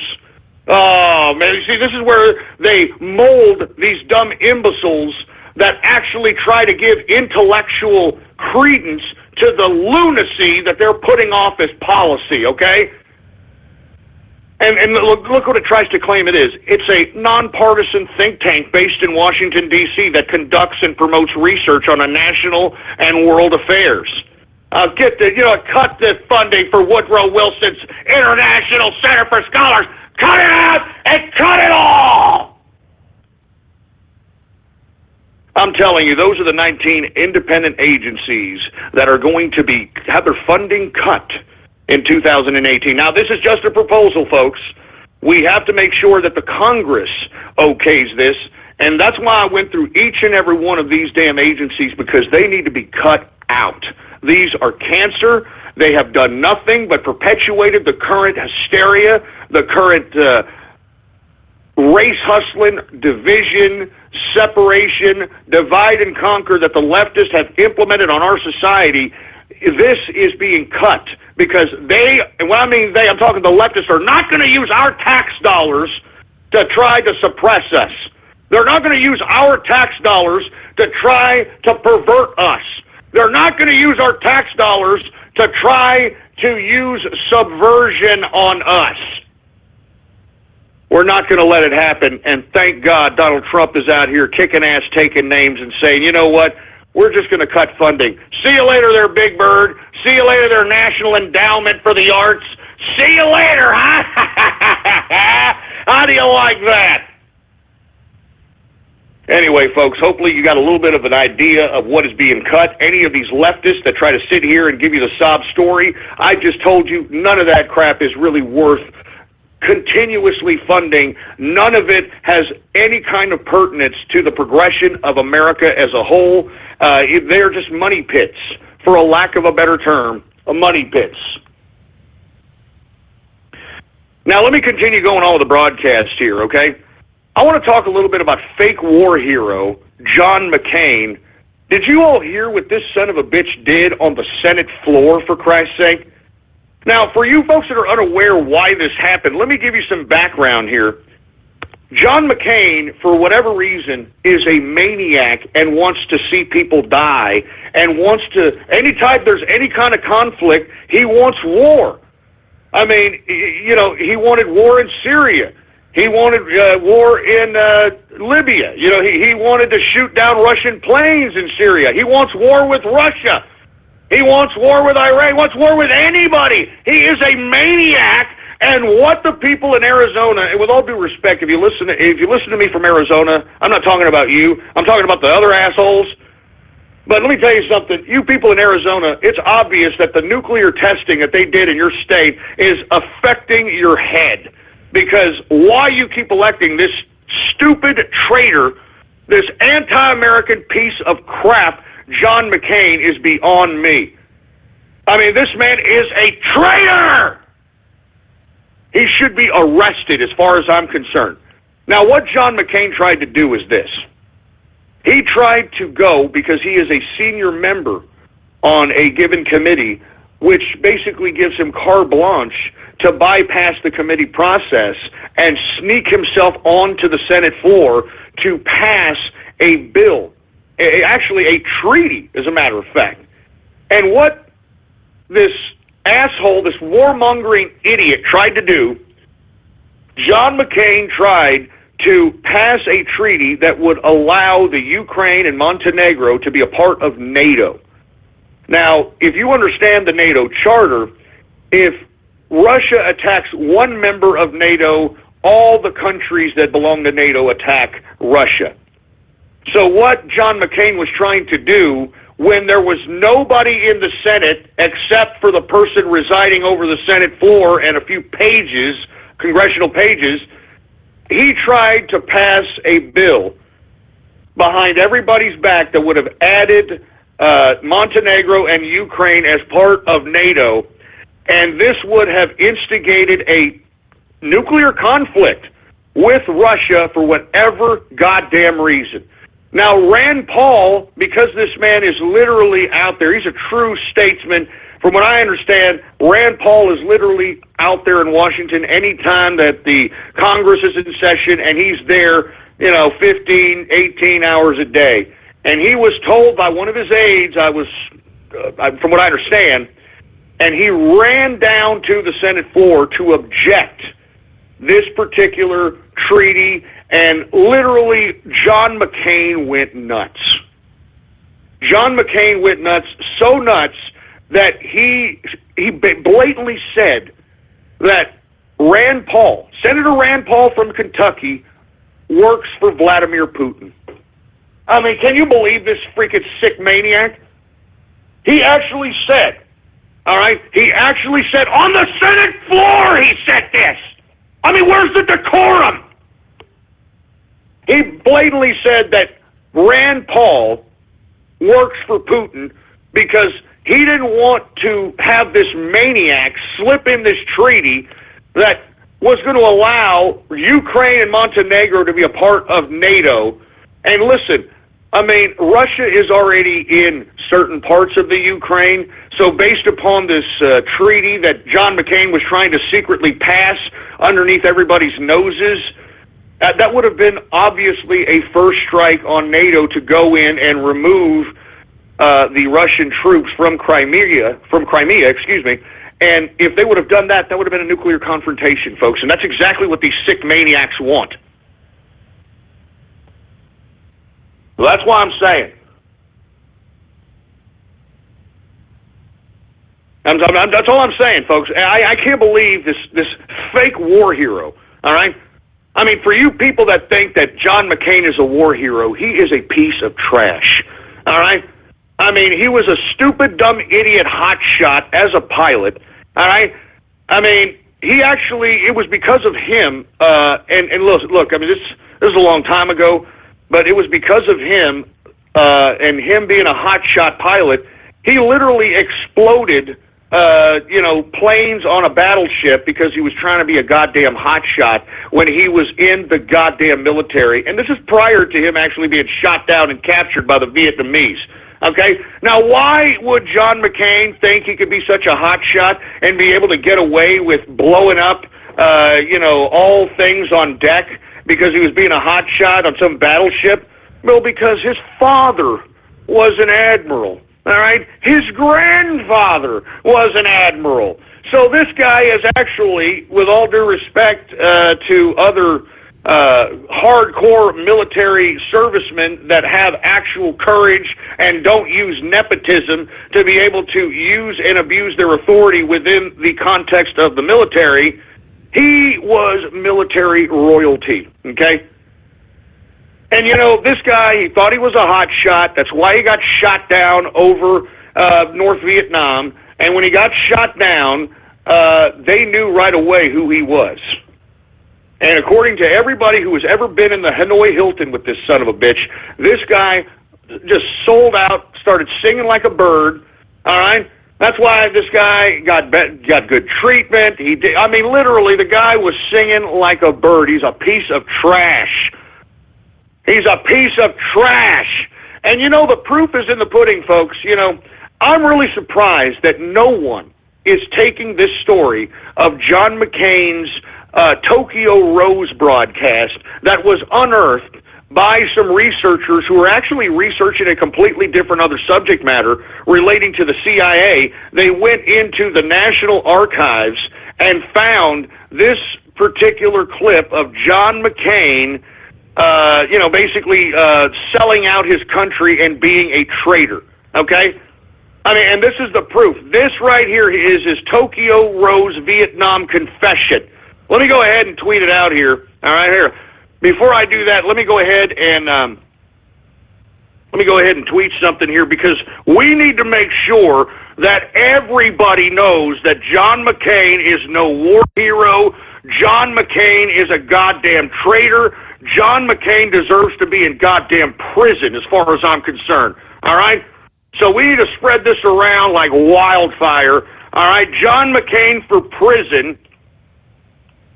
All right, here it is. Let me go ahead and type this in, folks. I know I should have had this done here beforehand, but hey, you know, I do things impromptu, folks, all right? And when subject matters come about, I just have to roll with it. This asshole needs to be put in prison. He needs to be put in prison for this, okay? All right, he needs to be put in prison. Now, let me go ahead and tweet this out right now, folks, so everybody can go ahead and retweet it here. Hold on just one second. Give me 30 more seconds here, and we'll go ahead and tweet it out. But once again, folks, this traitor had the audacity to talk garbage about Rand Paul being like a stooge for Putin, working for Putin. I mean, isn't there some kind of decorum that he could be hit up with? I mean, let me tell you something. The Republicans, at the very minimum, should censure this idiot. Here it is, the Tokyo Rose broadcast, folks, that he broadcasted over North Vietnam. There it is. Why the mainstream media isn't covering this? Why even the alternative media isn't covering this? I have no idea. But there it is, McCain for prison. And, you know, I always hated this son of a bitch. If you look back in the archive at blogtalkradio.com/ghost, back in the 2008 broadcast, I hated this son of a bitch. I knew he was a liberal in conservative clothing. I knew that this guy was fake. I used to call him John Turncoat McCain. He is a piece of trash, and he belongs in prison. You're a traitor, McCain. You're a traitor. And you belong in prison! How dare you sit back and try to call somebody else a Russian agent when you yourself, sir, I believe are a communist agent. I believe that you work for communism, that you are infatuated with communism, and you were brainwashed by it just by this Tokyo Rose broadcast. Folks, spread that goddamn broadcast around like wildfire. He should be in prison!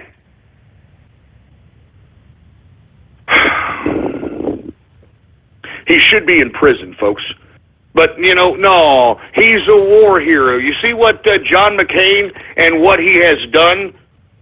He has shaped the narrative of Joe Sixpack into having Joe Sixpack believe that this guy is some kind of a goddamn war hero. Can you believe this? I mean, he actually has these people believing this. And if you make fun of John McCain, you're like, oh, no, are you kidding me? Now he's a war hero. How dare you talk that way about John McCain? I can't believe it. Freaking John McCain, you son of a bitch. You are a traitor. You're a goddamn traitor, and we could see it all over your disgusting, despicable face. You should be arrested, folks. I'm not even joking around. Just based on this Tokyo Rose broadcast, let alone all the other stuff that he's done, for heaven's sake. I mean, do you know, folks, speaking of Russian hackers and all this other crap, do you know that this idiot actually got prank called by some Russian prank callers and literally, in my opinion, committed treason in this conversation? Okay? Now, let me go ahead and look for that prank call there, engineer, all right? He literally commits treason and basically states that he will do whatever it takes to try to provoke war with Russia. I mean, look, it's pretty disgusting. You know what? Let's just hear it. Let's just hear it right now, all right? That's what we'll go ahead and do. I'm going to go ahead and broadcast it, but listen. These are Russian prank phone callers that happen to find John McCain's number, got in contact with John McCain to some capacity, and they are posing as, I believe they pose as one of the prime ministers of the Ukraine. Now, listen to what this treasonous asshole said in this particular prank call to whoever the hell these people were. These were Russians. Check it out. Listen to this. Go ahead and put it on, engineer. Oh, hold on, it's connecting here. Hold on, we're having a connection issue. Come on, put it on, engineer, goddammit! You see, right? Hello, Mr. Prime Minister, how are you? I'm good. Here, let's just put it back. Let's put it back there, engineer. Once again, he believes, John Turncoat McCain, the treasonous bastard that belongs in prison, believes that he is talking to the Prime Minister of the Ukraine.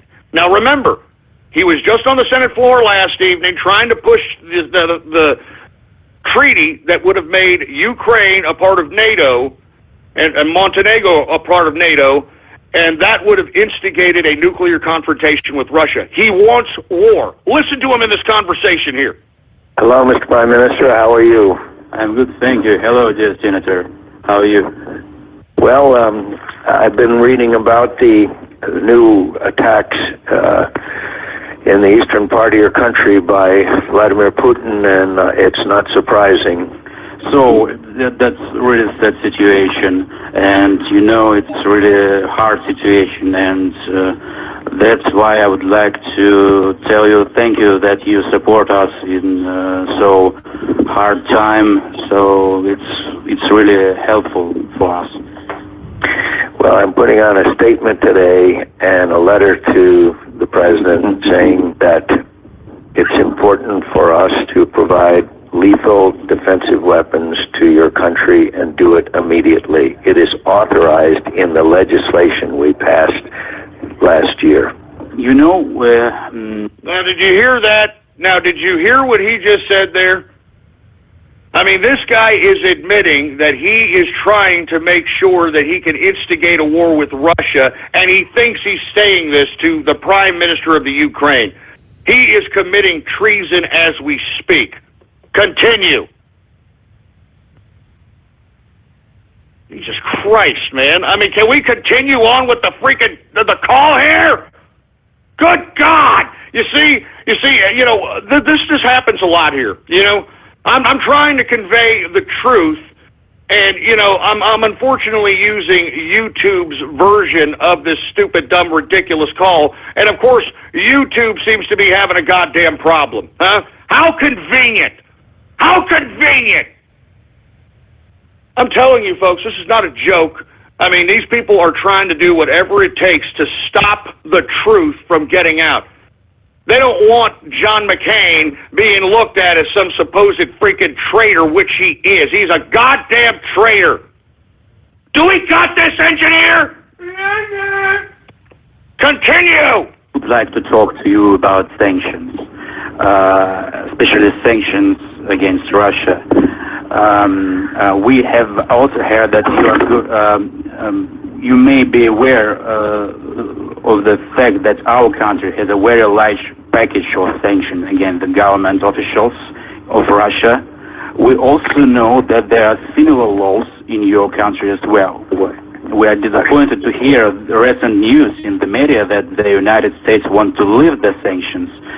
How probable is this scenario in 2017? Well, the Washington Post has an excellent editorial this morning that there is a absolute requirement to respond to the renewed activities. The title of the editorial is "Rockets Fall on Ukraine." That's absolutely true, and our town Avdiivka had big damage from Russian army. Well, I'm sending a letter to the President to urge him to announce the provision of lethal defensive weapons to your country, and none of us, and I'm sure you, Mr. Prime Minister, are not surprised that Vladimir Putin should decide to test the new president. Absolutely. Now, do you see that there? He basically said, and this was back in February when this happened, okay, when this particular prank call happened here, all right? The bottom line is that he is saying what he just did yesterday on the floor of the Senate. He said this to these Russian hackers, all right? I mean, who he thinks is the Prime Minister of the Ukraine. This is treason right here. Why is this man not arrested for this either? Did you hear what he said? He said that he is going to try to initiate this policy with the president to give arms and armaments to the Ukraine, trying to initiate some kind of confrontation with Russia. Let's continue. I agree totally, and I hope that President Trump will press on Putin because of these events. What happened? And I will do everything I can to be of assistance. I heard you want to make new sanctions, and we plan to make a new sanction against Russia because of hacking attacks. We want to make the same law in our parliament. I have to be very frank with my friend, the Prime Minister, and that is that I do not know what the President is going to do. At least in the beginning, he's not been specific, but apparently for now, he is not for removing sanctions. As you know, we in the Senate and Congress have stated if he relaxes those sanctions, we will act legislatively. That won't be easy, but we will certainly make that effort. Of course, it is a fact that Vladimir Putin tried to affect the outcome of our election. I will keep you informed as I hear of the decisions that are made by the White House. As you know, there's... let me stop there for a second. Now, do you hear what this guy's doing here? I mean, this guy is undermining the president's authority by saying that he is going to act independently with the Senate, just in case the president doesn't do what he wants or what he believes is the prime minister of the goddamn Ukraine wants. This is treason, folks, and yet people want to claim that John Turncoat McCain is some kind of a goddamn war hero. You're listening to this scumbag in action, and he should be in prison. Continue. A great deal of confusion now, but we will continue to advocate, including our Senate leader, Senator McConnell, for maintaining sanctions and increasing sanctions. But I have to tell you, my friend, I cannot predict what this president will do. That's why we must keep the pressure on. Do you think that Trump is a friend of Putin? Do you really think so? I'm encouraged by the fact that after his conversation with Putin, there was no comment about sanctions. But again, my dear friend, I cannot predict. I think the important people right now is Tillerson, who, although friends with Putin at one time, must be very careful because of the process of his confirmation as to how he handles the sanctions issue. I kind of think he will be very cautious. I do know that General Mattis is strongly in favor of sanctions, and he is, as you know, extremely influential. Well, my friend, I will never stop working. I will do everything I can, and I wish I could predict more about what Trump is going to do, but the fact that he has not said anything since he has become president may give us a small bit of optimism, but these are the most challenging times in the years that I have been here. I mean, what a traitor. You know what I mean? What a traitor. He thinks he's talking to the prime minister of the Ukraine, and this is what he's telling him? You're undermining the president, you piece of crap! Oh, Jesus Christ, man. I mean, I'm just saying, folks, why exactly are we treating John McCain as a hero? All right? I've given you 2 instances now. His Tokyo Rose broadcast when this son of a bitch was in Vietnam, and I'm giving you this freaking Russian hacker phone prank calling this idiot. having him believe that he's talking to the freaking Prime Minister of the Ukraine. It's ridiculous. And that's why I'm saying, folks, well, I'm not going to go and play the whole goddamn prank call. You can go look for it for yourself. It's Russian hackers prank phone call Senator McCain if you're looking for it. But there it is, folks. I'm laying the case out. This son of a bitch should be in prison. He should be arrested. And the hubris of this asshole, pisses me off even more. This guy has some nerve to be coming out and trying to accuse anybody of being a Russian agent or working directly with Putin or whatever he's trying to say, when I have given evidence that this idiot is an agent of somebody else outside of America's interest. It's obvious. I'm making the case for it. And goddamn it, John McCain, you are not a war hero. You are not a war hero. You are a traitor. You're a traitor. At the very minimum, you belong in prison. At the minimum. You're not no goddamn war hero. I spit on your goddamn so-called heroics. You didn't do crap. Everybody that was there in the Hanoi Hilton has said that you were singing like a bird, that you were having favorable treatment. Damn McCain, you son of a bitch.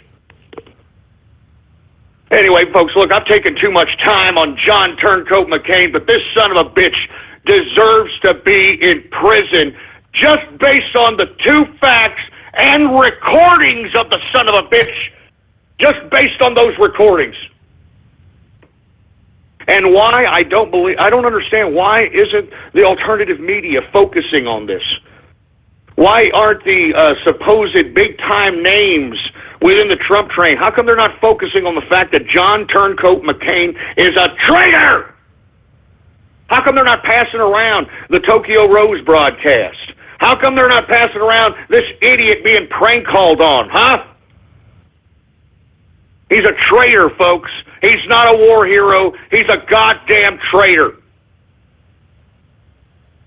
Let me move on, folks, because I'm running out of time. And look, now that we're moving into this segue,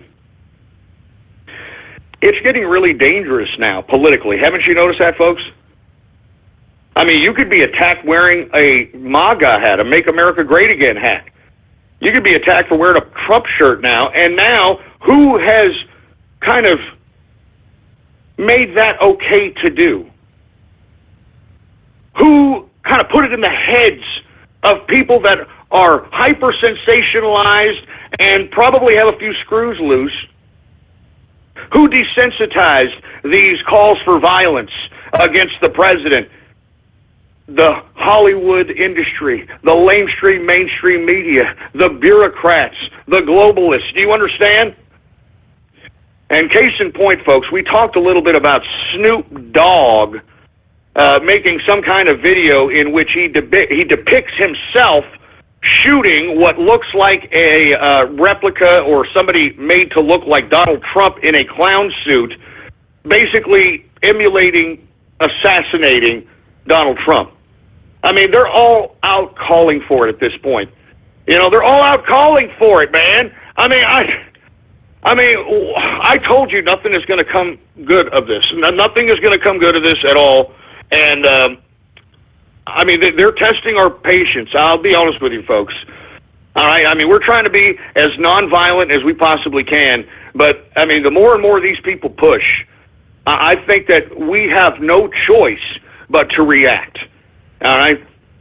We have no choice but to react. And look, I hate to say this, but is it going to take where something has to happen to a Snoop Dogg or and this idiot? Did you hear about his little, I don't know if this is his nephew or what, I don't know who, what, where, but Shad Moss is this guy's name, Little Bow Wow. For you folks that don't know who Little Bow Wow is, Little Bow Wow was put on the rap scene as a very young kid. He must have been about 9 years old, 10 years old. That's why they called him Little Bow Wow, by Snoop Dogg. and he has maintained some kind of a 2-bit B-level type of rap career or entertainment career. Well, unfortunately, this idiot, being that he thinks that he's such a badass gangster, which I'm about to tell you he is not, and I'm about to prove this to you here in a second. But let me explain the tweet that Shad Moss, a.k.a. Bow Wow, tweeted at Donald Trump. I mean, the nerve of this asshole to tweet at the president and say this. He said, "Hey, yo, Donald Trump, shut your punk ass up talking shit about my Uncle Snoop Dogg before we pimp your wife and make her work for us." I mean, that's what Bow Wow tweeted at the president at 1:02 p.m., March 15, 2017. Now, considering the fact that he just shook a hornet's nest and is now probably being bombarded with people that didn't really appreciate him tweeting that at our president, now he has since taken and deleted that particular tweet, but it has already gone viral. And in my view, I have to be taken back by this a little bit. And the reason I'm saying this is because Bow Wow, first of all, you're no gangster, sir, okay? And with all due respect, weren't you raped by your limo driver when you were like a teenager or something? And you know, the funny part about this is, folks, everybody in the hip-hop scene, everybody in the black community knows this about this guy. And the reason that it has never made the rounds is because of this. And you know, all the black community has talked about this, all the hip-hop people, even, the black separatist Professor Griff has even talked about this, for you folks that are familiar with Professor Griff. Everybody has talked about this, that little Bow Wow, or Bow Wow, as he was a teenager, was raped by his limo driver. And the reason that there is no documentation of this and there's no court case of this is because, according to reports, and this is, of course, you know, everybody knows about this, man. I mean, you know, Snopes is claiming it's not real, and according to Snopes, it's because, well, we can't find any documentation about it. There's no court cases about it. But according to Professor Griff, the reason that there is no reports on this is because, according to the limo driver, there was no case on this Bow Wow rape because he claimed that Bow Wow consented to the actual sexual act of being penetrated by the limo driver. And as a result, that's why little Bow Wow didn't have any court case relating to this. Now, with that being said, folks, Amarion, who was also, obviously, according to reports, raped. This is not uncommon in the hip-hop industry, folks, all right? When you got these young, up-and-coming artists in the hip-hop industry, you better believe that they're giving up the, they're giving up the poop shoot, all right, for lack of a better term, all right? They're playing the flesh flute, all right? But here we have some idiot who obviously, according to rumors and reports about this guy, is blatantly, he likes to give up his ass, according to reports. And this has, been rumored throughout his whole damn career. Even Professor Griff has made this allegation, and Professor Griff is a black separatist. He gave up his his boy poon to his limo driver. And according to reports, he tried to claim it was rape, but the limo driver said that, no, it was consensual. I mean, me and Bow Wow, it was consensual, for Christ's sake, man. Jesus Christ, man. Anyway, once again, Bow Wow, the tweet in question, "Hey, yo, Donald Trump, shut your punk ass up talking shit about my uncle, Snoop Dogg, before we pimp your wife and make her work for us." That means that he wants to take and kidnap Melania Trump and wants to put her into sex slavery. I mean, doesn't that sound a lot like fundamentalist Islam? Let me tell you something, little Bow Wow, okay? That's why you're friends with your little boy, Amarion, because y'all, have little rape stories amongst each other, supposedly, I guess. I don't know.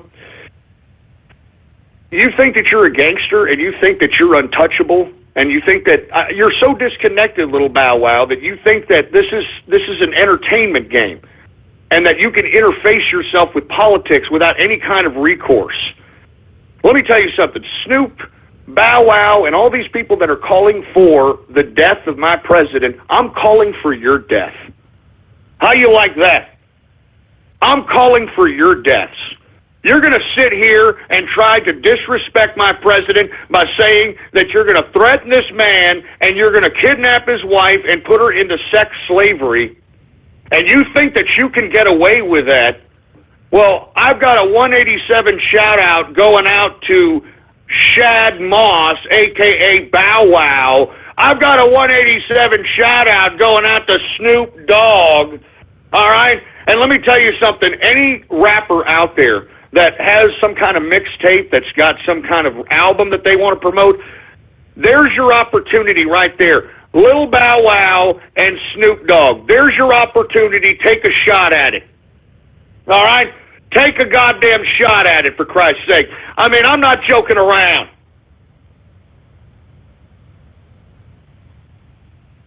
Jesus Christ.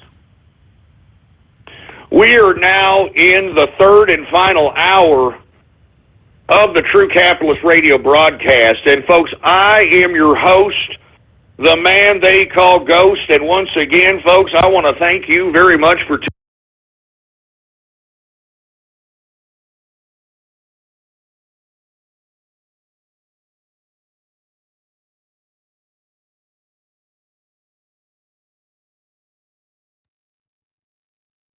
Blog Talk Radio.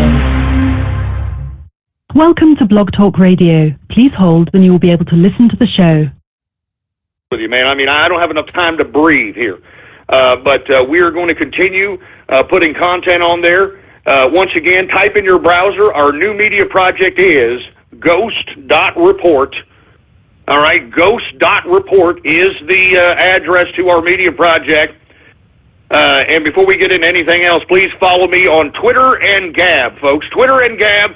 The Twitter name to follow is Politics Ghost, all one word, no underscores, and same for the Gab. Gab is the Twitter alternative, folks. You can get to that site by typing in gab.ai in your browser. And I'm under that particular social media account under the same name, Politics Ghost.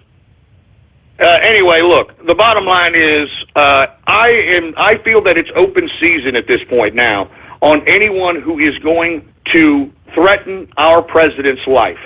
If you're going to threaten our president's life, and it's obvious, folks, that the Secret Service ain't going to do a goddamn thing about it. And I'm going to talk about that. I don't know what the Secret Service problem is. I'm getting reports that the Secret Service is not working in the best interest of the client, and I'm talking about President Donald Trump. I don't know what their problem is. They're allowing way too much leverage to be had as it pertains to people threatening the life of Donald Trump, and I don't know what the Secret Service's problem is. But since the Secret Service doesn't want to do their jobs, and since, for whatever reason, justice doesn't want to be served on people like Little Bow Wow or Snoop Dogg, I think that we, in my opinion, I believe we are in our moral, ethical right to go, and I think legal right, in my opinion. I am acting upon the preservation of the United States of America. I'm preserving the Union here to eliminate any of these potential problems of people trying to threaten Donald Trump. I'm tired of it. I'm sick and tired of it. I mean, I hate to say this, but it seems as if something's going to happen to one of these morons before people start realizing, oh man, well, geez, we better stop doing that crap. We better stop doing that.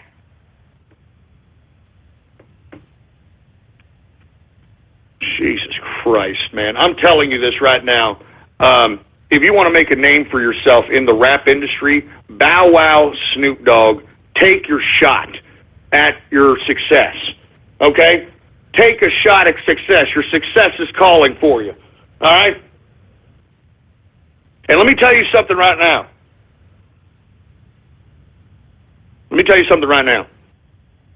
There was a rapper by the name of Shine, and I talked about this yesterday, that went into a club with P. Diddy and J-Lo, okay?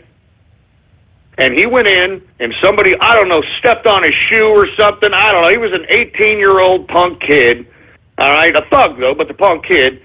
Took out a gun, started shooting people right in the middle of the club, shot some bitch's eye out, and shot a couple of other people, and the guy only did about 5 or 8 years in prison. Now he's out, he's living in Belize, and he's throwing concerts all over the world and living lavish, okay? I'm just saying, gangster rappers out there, if you're listening, right there, okay? Right there. Your opportunity is calling you with Bow Wow and Snoop Dogg. Take your shot at opportunity right there, okay? I guarantee you, you do something to take your shot at that opportunity, everybody on the Trump train will go buy your album. Are you kidding me? They'll go buy your goddamn album. And that goes for anybody else that threatens my president as well. Anybody who threatens Trump, and there's no action taken by the Secret Service, no action taken by any agency, we take action. All right? We take action. So that these people think that they can intimidate us and they can continue to threaten us. No. It works both ways, boy. So once again, I am not going to accept any more threats to my president's life without calling for the same reciprocal violence to be inflicted on those that are threatening my president. And listen, I'm not trying to provoke violence. I'm trying to promote defense of violence because the violence is already being threatened. They're already calling for, our president to be shot, to be assassinated. And that's why I'm saying whoever does this is an enemy of the capitalist right and is an enemy of the capitalist army. And let me tell you something right now, anybody on the Trump train, accordingly. We are not going to sit here and take this anymore. And let me tell you, it's not just Bow Wow and Snoop Dogg. Did you hear what happened to Mike Savage, the conservative radio talk show host? I actually like Mike Savage, okay? I listen to Mike Savage on a consistent basis. I think that he's dropping lots of freaking red pills here recently. Mike Savage, okay, a 74-year-old man, okay, has dinner, at one fancy-ass restaurant, has his 12-year-old poodle next to him. You know what I mean? He's an old man. Okay, yeah, great. He's a conservative talk show host. He's exercising his freedom of speech. He's 74 years old, man. Somebody comes up to Mike Savage, and they just attack him. They just straight attack him because he's pro-Trump. They go up to him and say, "Hey, you're pro-Trump." They start attacking the guy. This is how dangerous this is getting, folks. It's getting this dangerous, and we can't just sit there and do nothing about it anymore. We can't just sit there because they're going to keep doing it. If they don't see that we are going to strike back if provoked, they're going to continue and continue and continue. It's like a schoolyard bully, folks. Schoolyard bully is going to continue.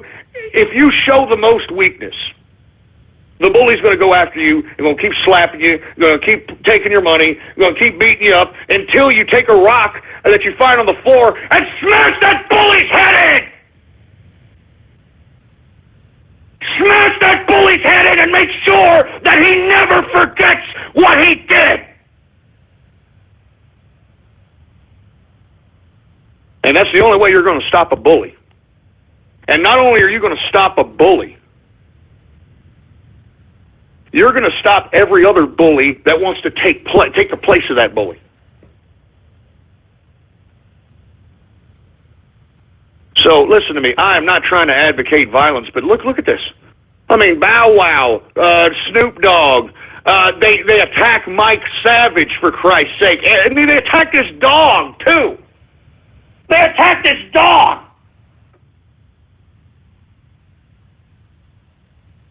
So I'm just saying here, folks, it's getting very dangerous out here.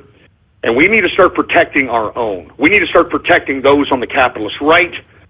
And let me tell you, if you are a part of the capitalist right, I will fight for you, I will fight with you, and I will continue the fight until we have no longer breaths in our lungs. And tomorrow, I'll tell you what I'm going to do tomorrow. Tomorrow on Baller Friday, I am so serious about this. I'm so serious about the capitalist right and how we need to organize and how we need to protect each other that I am unveiling the capitalist right crest, the symbol in which is going to represent our values, it's going to represent our adherence. And what are the three adherents, folks? Capitalism, liberty, and nationalism. And we, of course, embrace difference. Because difference is the basis of individualism. Difference is what creates new personality. It creates new art. It creates new literature. It creates new science. It creates new technology. Difference is what we embrace. And that's why tomorrow I am unveiling the official symbol of the capitalist right. And I'm telling you, if you think we're a joke, you have another thing coming. Ask Lucian Wintrich if we're a goddamn joke. Ask Richard Spencer if we're a goddamn joke. Ask the Black Panther Party if I'm a goddamn joke. Ask D. Ray McKesson if we're a goddamn joke. Ask him right now. He'll ignore you right when you say capitalist army. He'll put you on ignore. He's so scared crapless. I'm telling you this right now. You ask around about us. We mean what we say what we mean.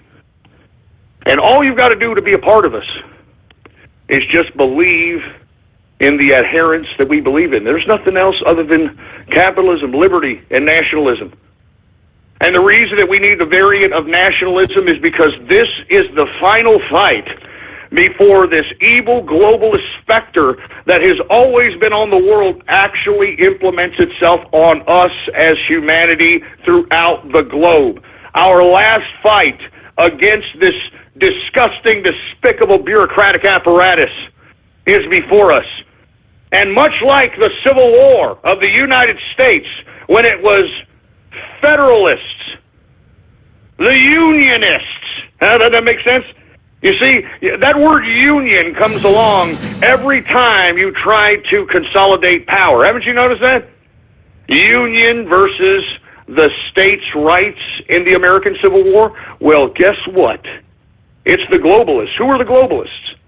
The European Union, the African Union. And where did it start off? The Soviet Union. Globalism is communism. Always remember that. Globalism is communism.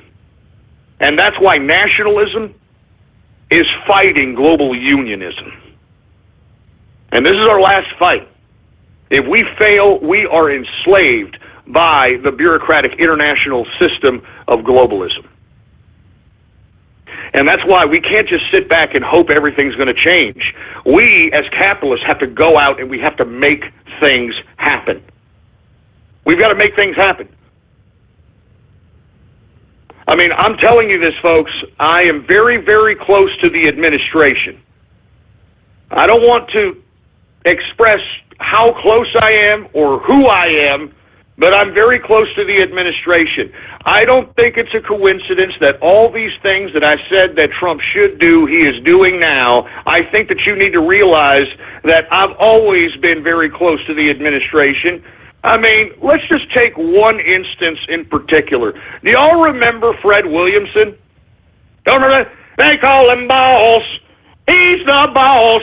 Boss. Yeah, you know what the guy who acted in that movie. What were the odds? I'm just going to ask you a question. What were the odds that Fred Williamson, and I remember this very vividly. I actually looked on this because I knew it was happening. I actually looked at this on national television just so I could see the MSNBC's media reaction, and Fred Williamson was there introducing Donald Trump, and none of the people that were a part of the talking heads knew who this man was. They're like, oh, there's somebody at the podium. We don't really know who he is. Man, it's Boss. They call him Boss. Boss. Yeah, you get it. But anyway, folks, what are the odds? I mean, that was the infamous song that the engineer made famous many, many years ago. And that's why I'm saying, folks, I mean, I think that you people need to analyze everything that has transpired. Because let me tell you something. In about 4 or 5 days, it will be an exact year that I came back and started doing this broadcast. And take a look at all the damage and all the ruckus that we have made in 1 year. 1 year. I mean, I could go on and on, man. Remember, I mean, we did so much, man. I mean, remember when we released the freaking DC Madams list? I mean, I could go on and on. We did a lot. And we're just getting started, folks, okay?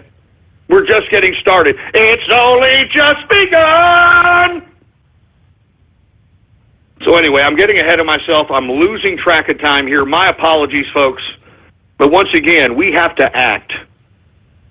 And I'm not saying that we have to go and be the instigators of any type of a violent act or anything to that capacity, but we have to respond to violent acts, and we have to respond to threats of violence. We must. If we don't, the schoolyard bully of leftism will continue to push further and further and further.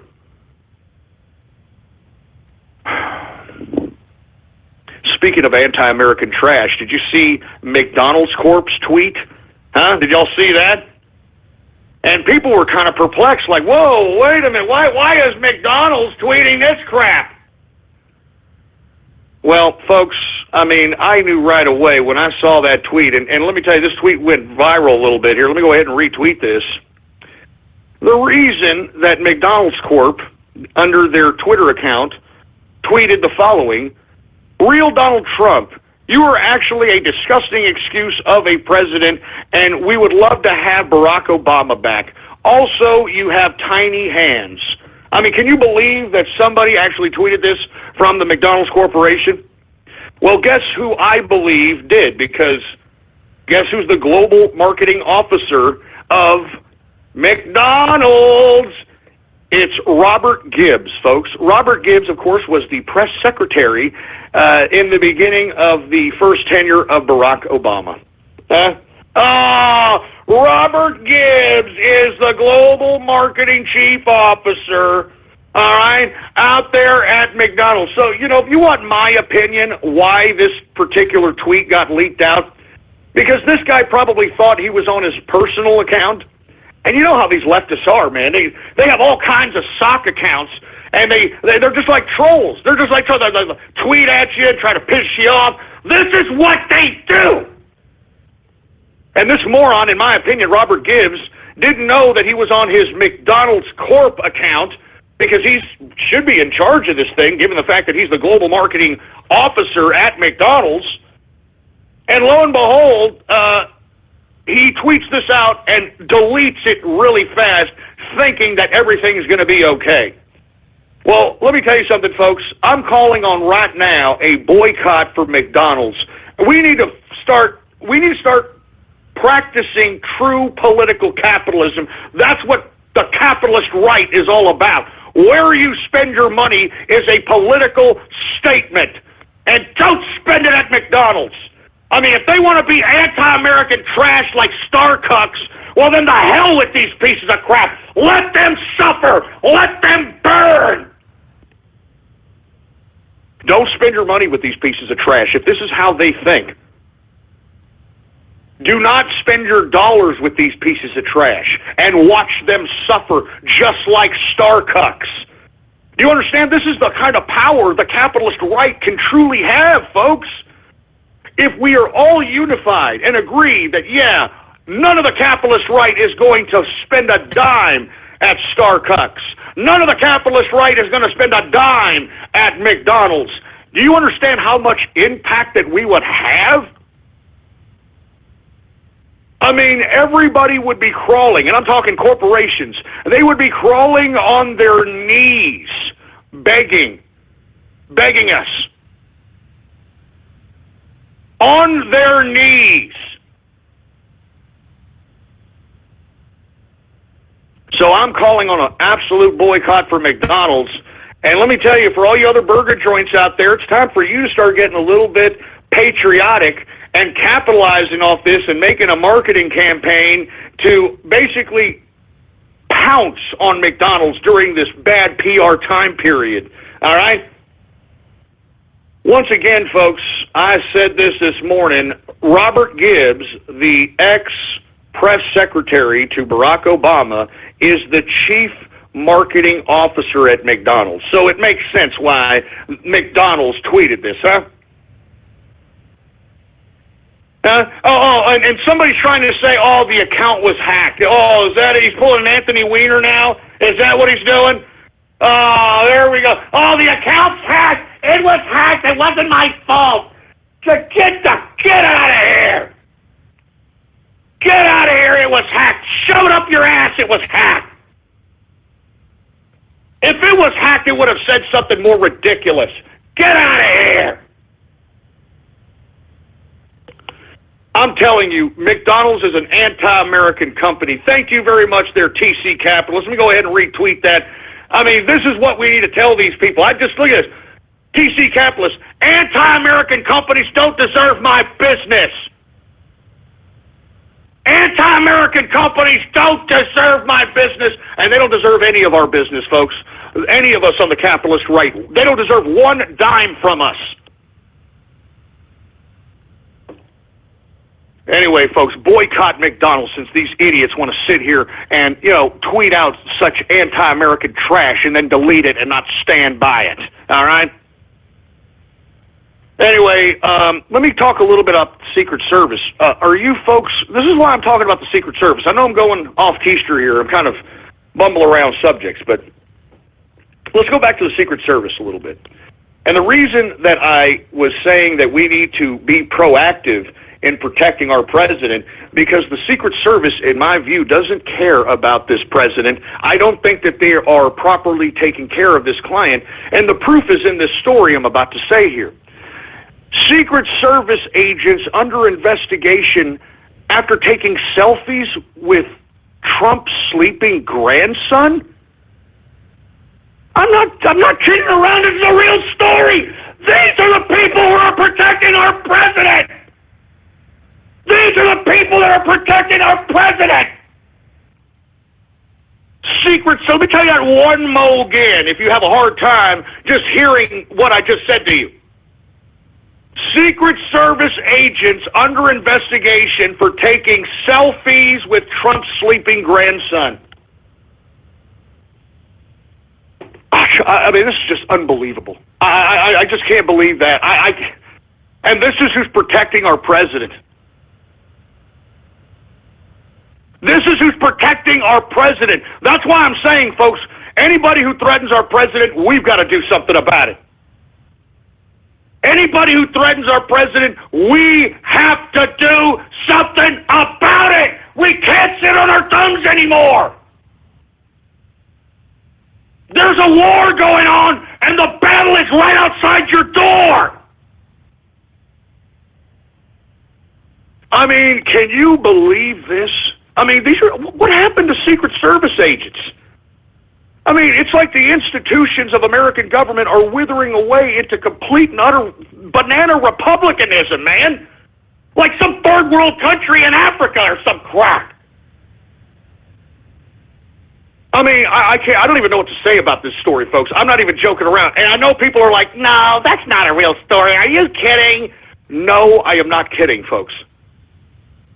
Secret Service agents under investigations after taking selfies with Trump's sleeping grandson. Now, what the hell are they going to do with that? What the hell are they going to do with that? I mean, in my opinion, they're taking those selfies with his grandson for potential blackmail, or are they going to kidnap him? Are they going to use his grandson against him? I mean, do you understand this type of unscrupulous type of interpretation this action really could be and could potentially be? I mean, this is definitely a form of intimidation, folks. That's why I'm saying we have to be serious about what is going on here. If we are not, we could lose our president and lose our freedom. We can lose capitalism. We could lose everything. Everything is on the line, man. That's why I keep telling you, it's the bureaucrats. It's the bureaucrats against the capitalists. I told you that this battle was coming. Didn't I tell you that this battle was coming? Well, it's here. And it's time for us to fight. Do you understand me? We can no longer sit back and hope that these people are going to calm down. They're not going to calm down, folks. They're not going to calm down. We have to calm them down. You understand that? We have to calm it down.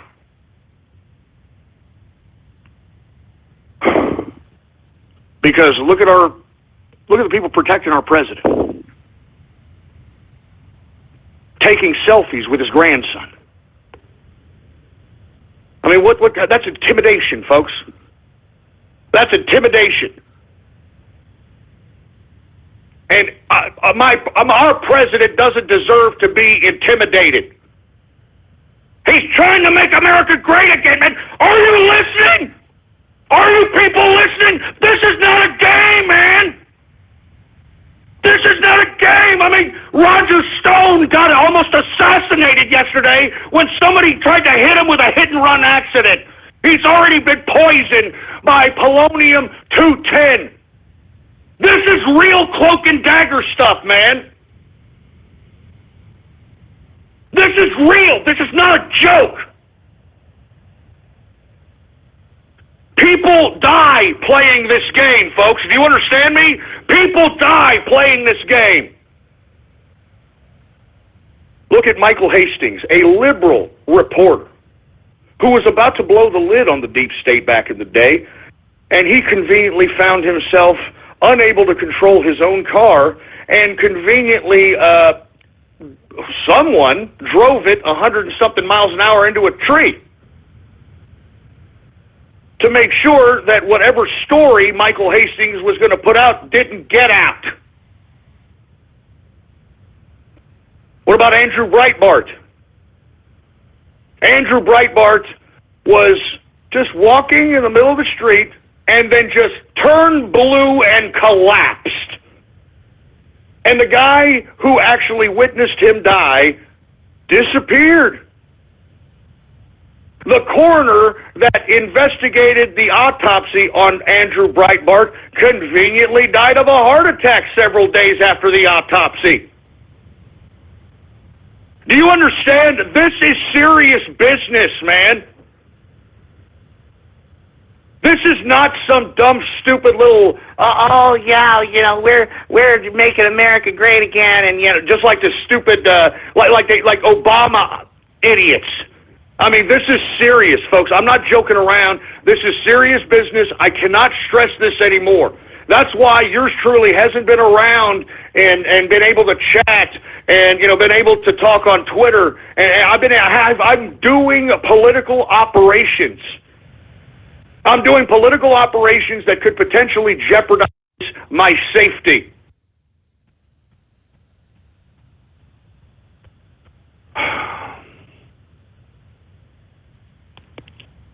I'm just saying, man. I'm just saying.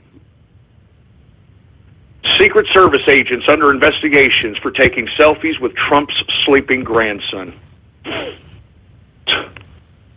I'm telling you this right now. The next, Snoop, Bow Wow, anyone else who threatens our president, they're open season.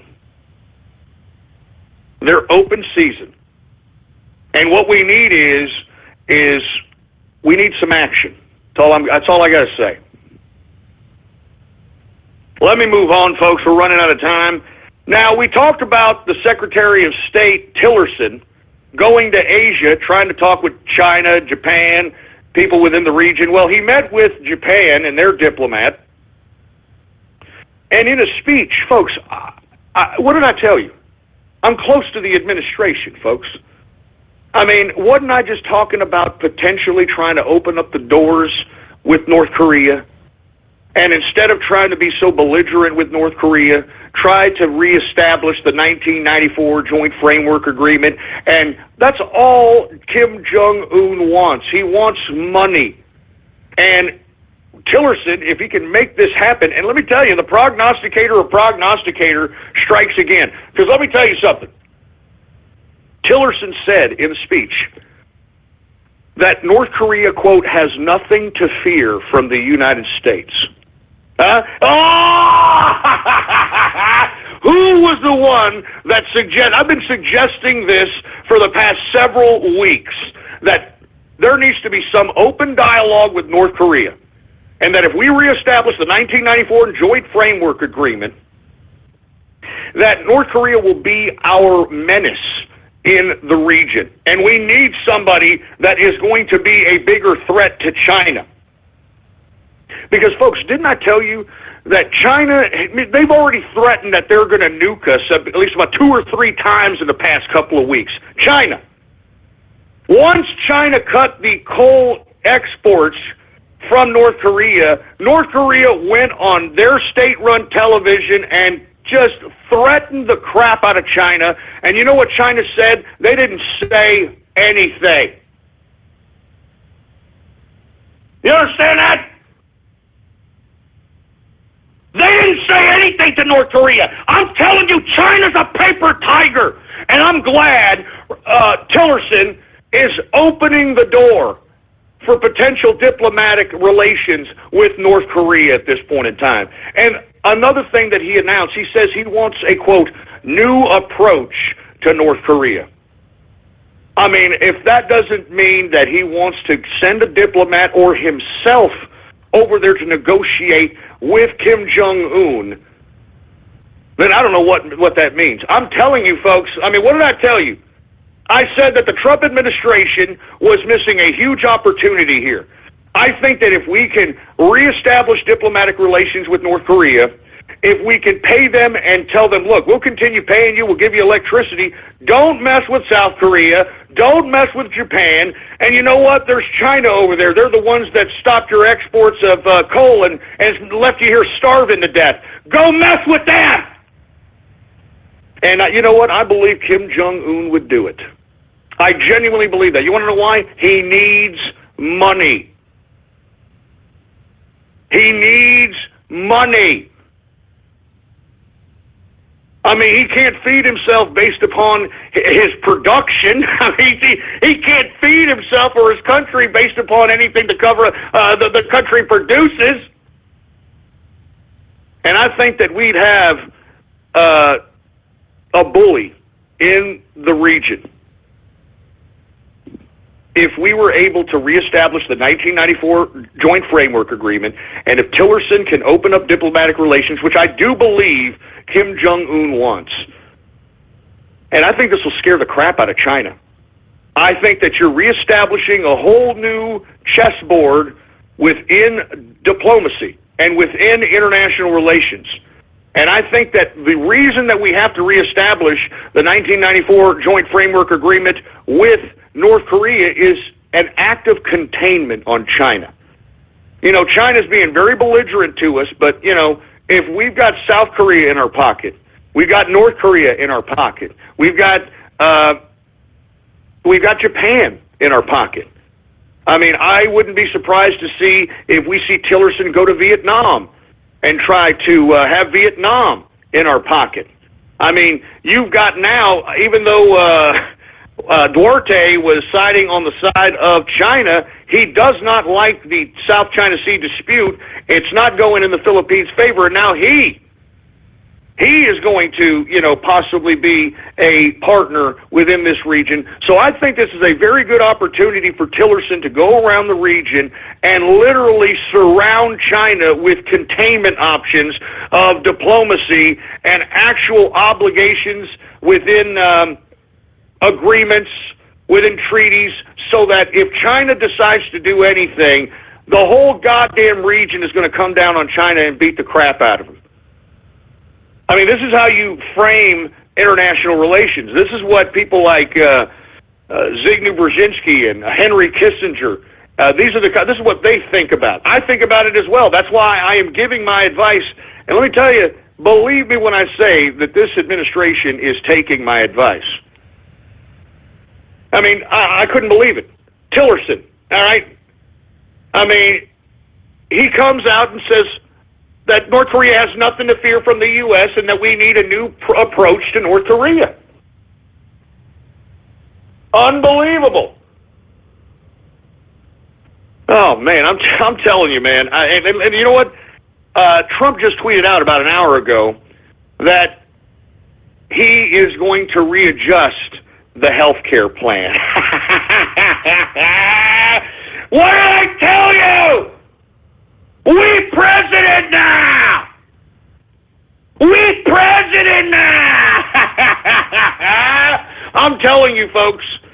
I'm telling you, this is our country now. We just have to maintain it and make sure that our president is safe, and anyone who dares try to threaten him or try to threaten violence upon him, we need to go and act accordingly.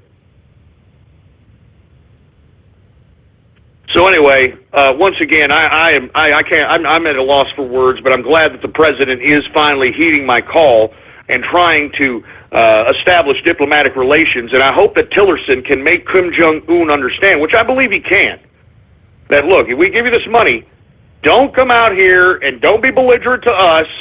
Don't be belligerent to the goddamn Japanese. Don't be belligerent to South Korea.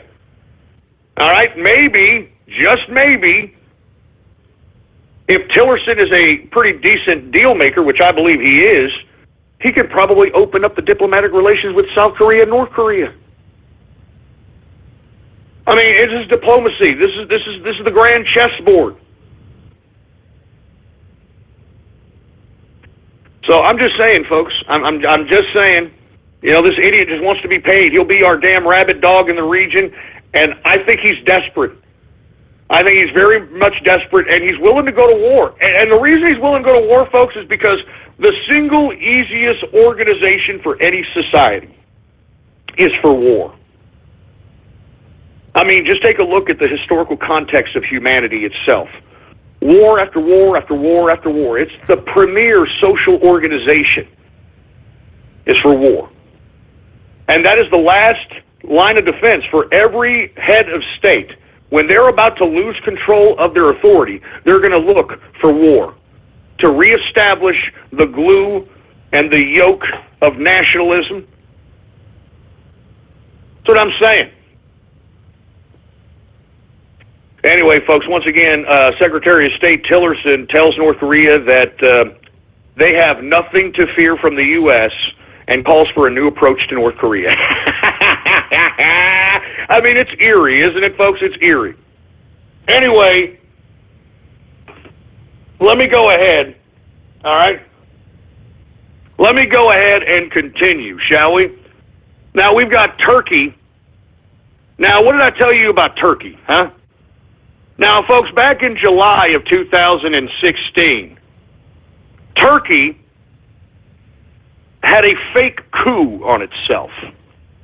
And I blatantly said it was a fake coup 2 days later.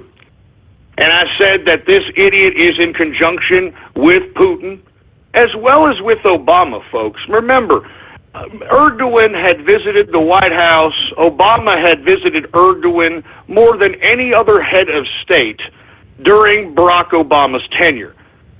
And what, they're just going to have a falling out after all that kinship? Absolutely not. They were planning, folks. They were planning. So let me explain something to you. Turkey, now that they have ripped up the EU agreement on the migration crisis, for folks you don't know, I know that Europe is having a migrant crisis now, but believe it or not, Turkey is holding back I don't know how many millions more from flooding into Europe. Well, since the EU agreement has been ripped up, now you've got some kind of Turkish official saying that there's going to be holy wars soon in Europe. Oh, the prognosticator of prognosticators strikes again.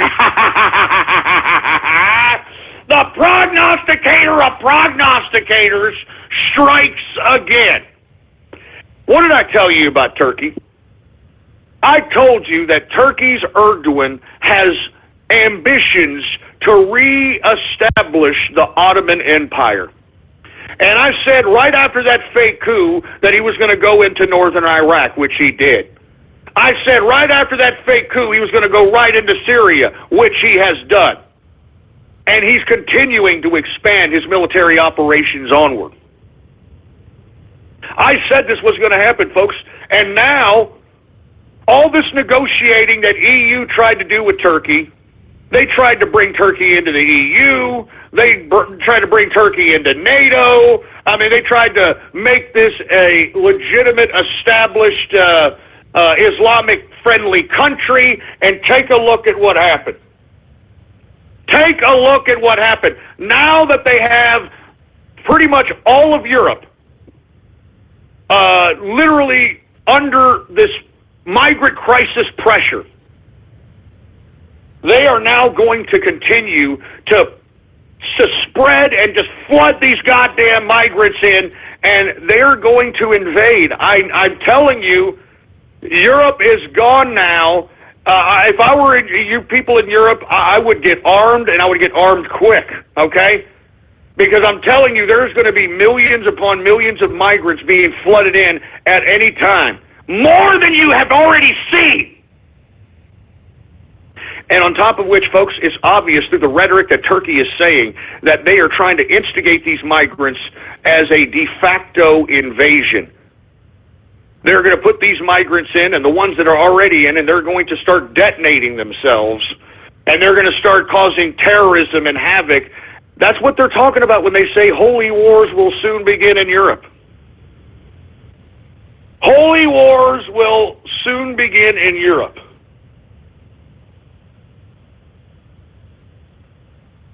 Jesus Christ.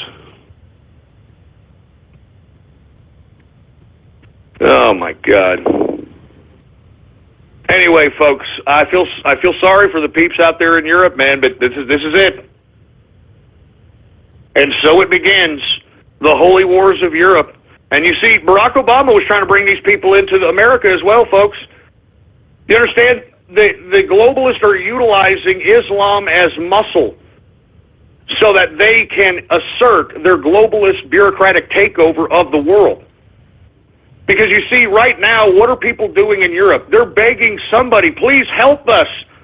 I mean, the migrant crisis is overtaking us. They're raping our women. They're beating up our men. Somebody, please help us. The European Union, the government, somebody, please help us.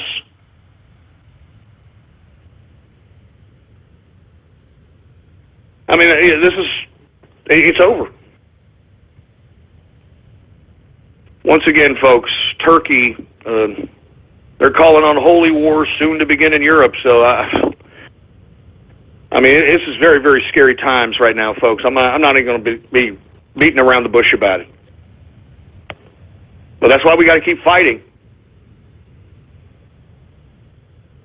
It's better to die fighting on your feet than serve on your knees. Anyway, folks, did you all hear also in Paris, of all places? I mean, take a look at Paris on these YouTube videos. It looks like Mogadishu. But a letter bomb was sent to the International Monetary Fund's Paris office. And when it was opened, it actually injured a woman employee. And guess where the origin of the International Monetary Fund letter bomb came from? Greece. Greece. The people that have basically taken the brunt end of the looting of their system. I mean, they were the first ones to basically start talking about this new austerity. Remember, it started off with austerity, and then it went from austerity to, okay, well, let's bring in the migrants, and then, we're liberal, we love them, let's bring in the migrants, and then look at where we're at today. Look at where we're at.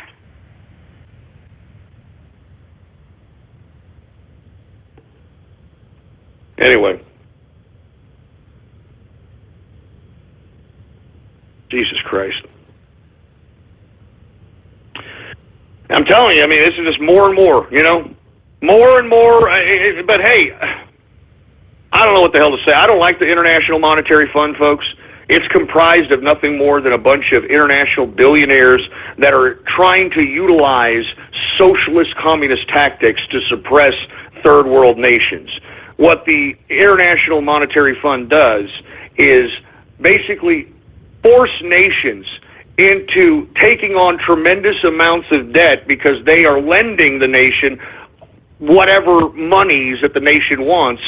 But guess what those nations do? They either put their natural resources on collateral, their people on collateral, something on collateral, and that's why these people never end up getting out of that loan, and unfortunately they end up becoming the slaves to the International Monetary Fund.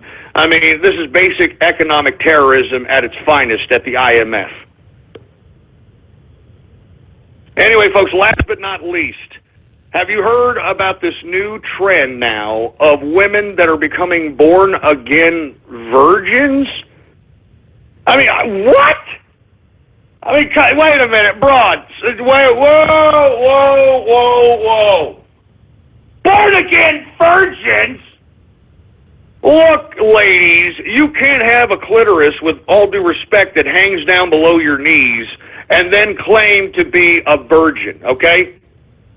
I mean, you can't have a vulva that looks like sleeve of wizard, excuse me, and expect to be a born-again virgin, for Christ's sake, man. Born-again virgins, man? I mean, come on! And you know what they're trying to say, these women that are doing, oh, I just feel so much better. It's so much better to date without sex. And whenever I do have sex, it's going to be a magical moment for me. It's going to be so magical, and I'm going to love it, and I'm a born-again virgin. Are you joking me? A born-again virgin? Look, you've already been deflowered, okay? There's no putting it back together. Well, let me take that back. In this article that I wrote, not only are they born again, they can actually go to the plastic surgeon and have the sleeve of wizard sewed up to be a tight-looking pink dot again. I'm not joking! I'm not kidding! This is how insane we're getting out here in America! This is how insane we're getting! Born-again virgins!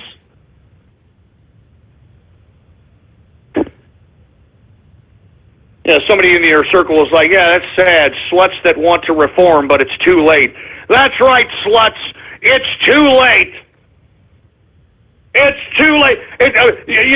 When whoever penetrates you is going to be like, whoa, and fall inside, they're going to know you're not a goddamn virgin. I can't believe this, man. A hoe's a hoe's a hoe's a hoe, a hoe is a hoe, is a hoe is a hoe. A hoe's a hoe. All right, you can't turn a hoe into a housewife.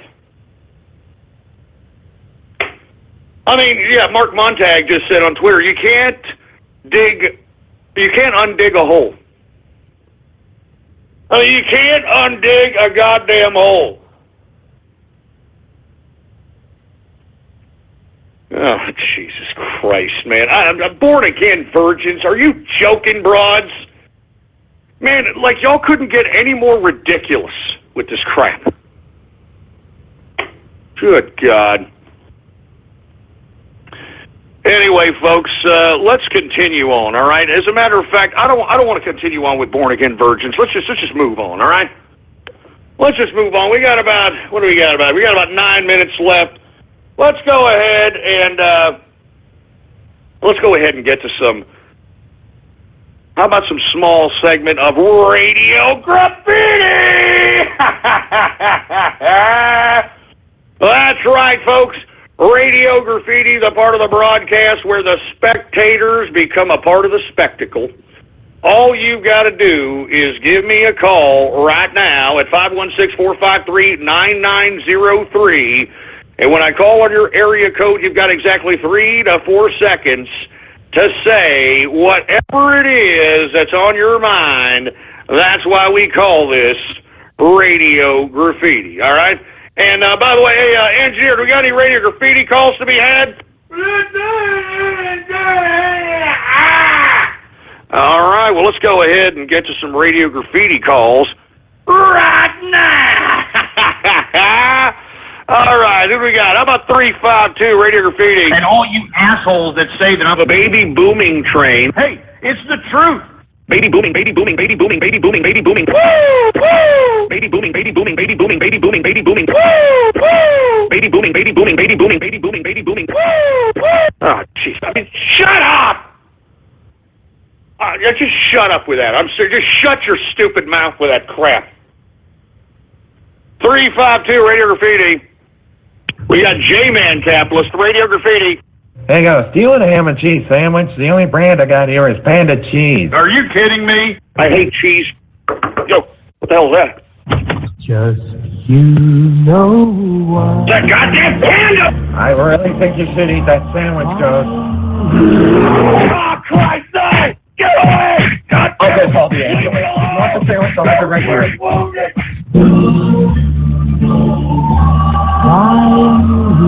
فندم ميت اللهشنا. What the hell was that? Jesus Christ! Goddamn panda! Damn it! Look! Enough of the panda! Alright? Panda, panda, panda! Panda, panda, panda! Panda, panda, panda, panda, panda! Enough of the panda! Jesus Christ! Give it a mine! Give it a mine! Jesus Christ, man. Good God. I'm lucky this is a short segment, for Christ's sake, man. 352 Radio Graffiti. This is true, Vomit Radio. True, Vomit Radio. The bad ass of vomiting. Kiss him get vomit or kiss him death. Broadcasting from his bathroom in the beautiful Chihuahua Cube. And now, he'll take it from here. Your host, the vomit has growing. The man they call Ghost. Yeah, you know, hey, shut up, all right? Look, I'm sorry for throwing up on the air last Friday, but you guys pissed me off. You guys pissed me off, man. 317 Radio Graffiti. Hello, Ghost, am I on? You're on. Oh my gosh, first of all, I want to say this is the first time I'm ever calling you. I feel such an honor. I actually have 2 questions for you, and 2 statements. Oh, go ahead, man. Okay, first question. When you get into a rage, that I've kind of heard of it, how many beer cans do you drink when that happens? I don't want to comment on that. Do you have the next question? Oh, yes. What was your reaction when Donald Trump became president of the United States? Because personally... well, you should listen to it. I was elated, baby! We president now! We president now! 808 Radio Graffiti. Yo, Ghost, Capitalist here, man. Hey, what's going on, Kahuna? Yeah, actually, I just want to firstly say that hearing that John McCain freaking clip with the fake Russian hacker pretending to be the Prime Minister of Ukraine, I honestly think he's a little bit more, how should I put it, spiritual. I think he's actually trying to actually be more overwhelmed the American people more than just Trump himself, man. No, you're absolutely right there, Kahuna. I mean, John Turncoat McCain is a traitor, and he's traded the American people for globalism, and he's a piece of trash. Anonymous Radio Graffiti. Oh, great. Oh, well, you should have hurried up on the damn crap, all right? Jesus Christ. Anonymous Radio Graffiti.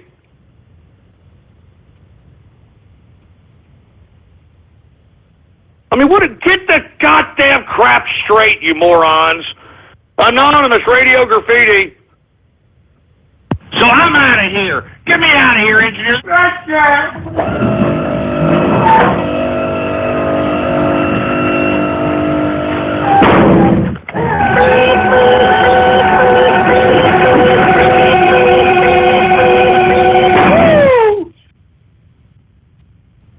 Wait, was that supposed to be me being lifted up in a wheelchair into a car? You shut up. Shut up! Shut the hell up! You son of a bitch! I've already told each and every one of you I'm not in a goddamn wheelchair! I told you I'm not in a goddamn wheelchair, so shove it up your ass! Give me the mic!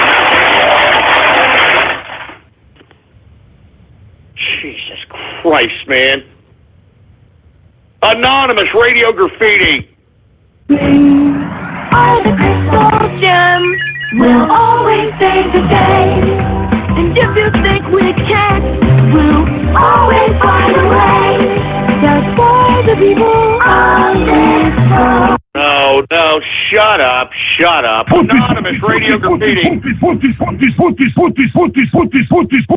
What the hell is that supposed to mean, for Christ's sake? What is he saying? Pussy, pussy, pussy, but what is he saying? Anonymous Radio Graffiti. Notice beat senpai! Notice beat senpai! Notice beat senpai! Notice beat senpai! Okay, whatever the hell that's supposed to mean. Anonymous Radio Graffiti. What the hell is that crap? Anonymous Radio Graffiti. Hello, Ghost. This is Dale Gribble here. You know how you exposed how all the bronies are CIA agents? I knew about that very fact 5 years ago, and you just managed to come up with it in the last week. You're late to the game. Oh, yeah? Well, then where the hell were you, huh? Where the hell were you at? I'm asking you, where the hell were you at 5 years ago? Yeah, that's exactly what I thought. You were sitting there playing with your pecker shaft, probably with some, pony pocket pussy or something. Anonymous Radio Graffiti.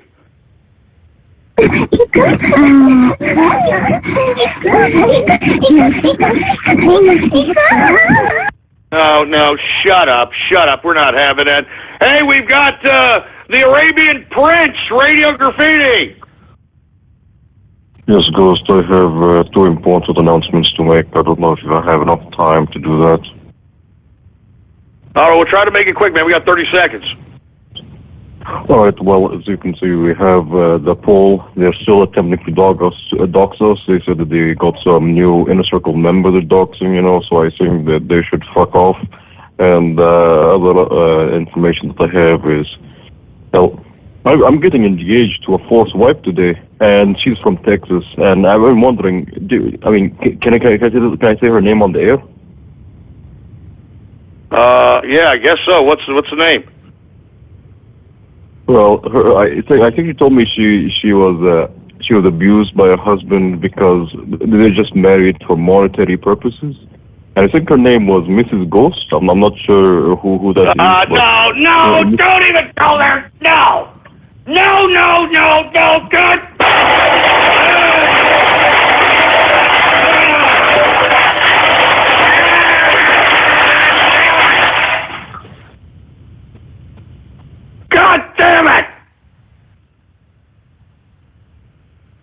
I mean, I think we're off the air, for Christ's sake. I think we just got taken off the air. We're now into the 4th hour of the True Capitalist Radio broadcast.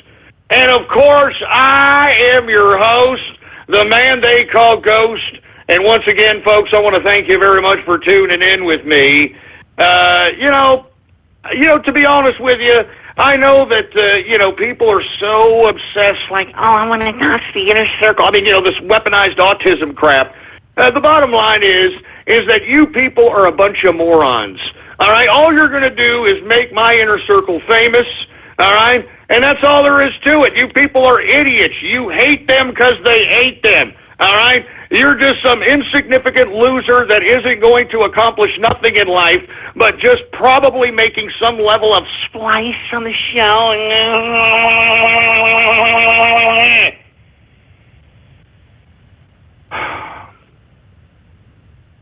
So, with that being said, I think we've got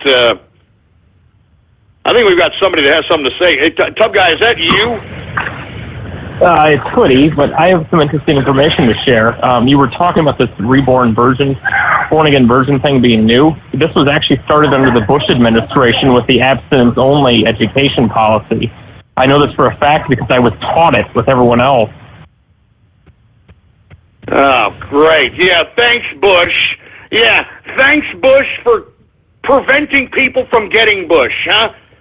Bush, signed into something to prevent people from getting Bush. That's just great. That's just great, for Christ's sake. Who else do we have here? Well, I'm going to take a couple more callers here. We're going to take a couple more Radio Graffitis, then I'm getting the hell out of here. All right, Anonymous Radio Graffiti. All right, here we go. All right, here we go. That's all there is to it. How about Anonymous Radio Graffiti? 666 Radio Graffiti. Panda. I got broads in Atlanta. She did the lean, the family. Credit cards in the scammers. You know, this in the family. Legacy, family. Fancy, look like a panda. Going like a Montana. Honey killers and... I mean, what the hell? What the hell is that, man? I mean, don't promote your album here. Go take your shot at opportunity of success on Snoop Dogg or Bow Wow, all right? Anonymous Radio Graffiti. Solve a mystery or rewrite history. Chemtrails. Resistance to tyrants is obedience to God. Chemtrails. Gay bomb. Yep, that's it. Chemtrails. They got stuff that'll turn the frickin' frog gay. Then again you say, frickin' Scotch gay. Gay bomb. It's a gay bomb, baby. Chemtrails. That's it. That's it? Oh, great. Great. I mean, you half-assed a damn remix. Very proud of you, moron. Anonymous Radio Graffiti. Need a dispenser here. Need a dispenser here. Need a dispenser here. Need a dispenser here. Need a dispenser. Jesus Christ, not this asshole again. I need a dispenser here. Need a dispenser here. Need a dispenser. I don't want to hear that crap. I need a dispenser here. Need a dispenser here. I don't want to hear that. Anonymous Radio Graffiti. All right, we get it. It's not funny anymore, all right? Get something new. 810 Radio Graffiti. Have you ever put butter on a Pop-Tart? It's so freaking good. Have you ever put butter on a Pop-Tart? If you haven't been, I think you should. Shut up with the butter. Shut up! Shut up with the butter! Good God. Who else do we have? We got Distilling Capitalist. What's going on? Radio Graffiti.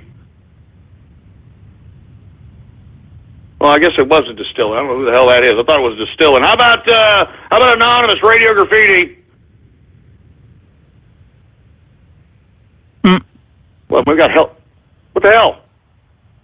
You gonna do, man? You freaking Helen Keller deaf mutes, man. Good God. How about Anonymous Radio Graffiti? Oh, Jesus Christ. Here we go with Helen Keller deaf mutes, man.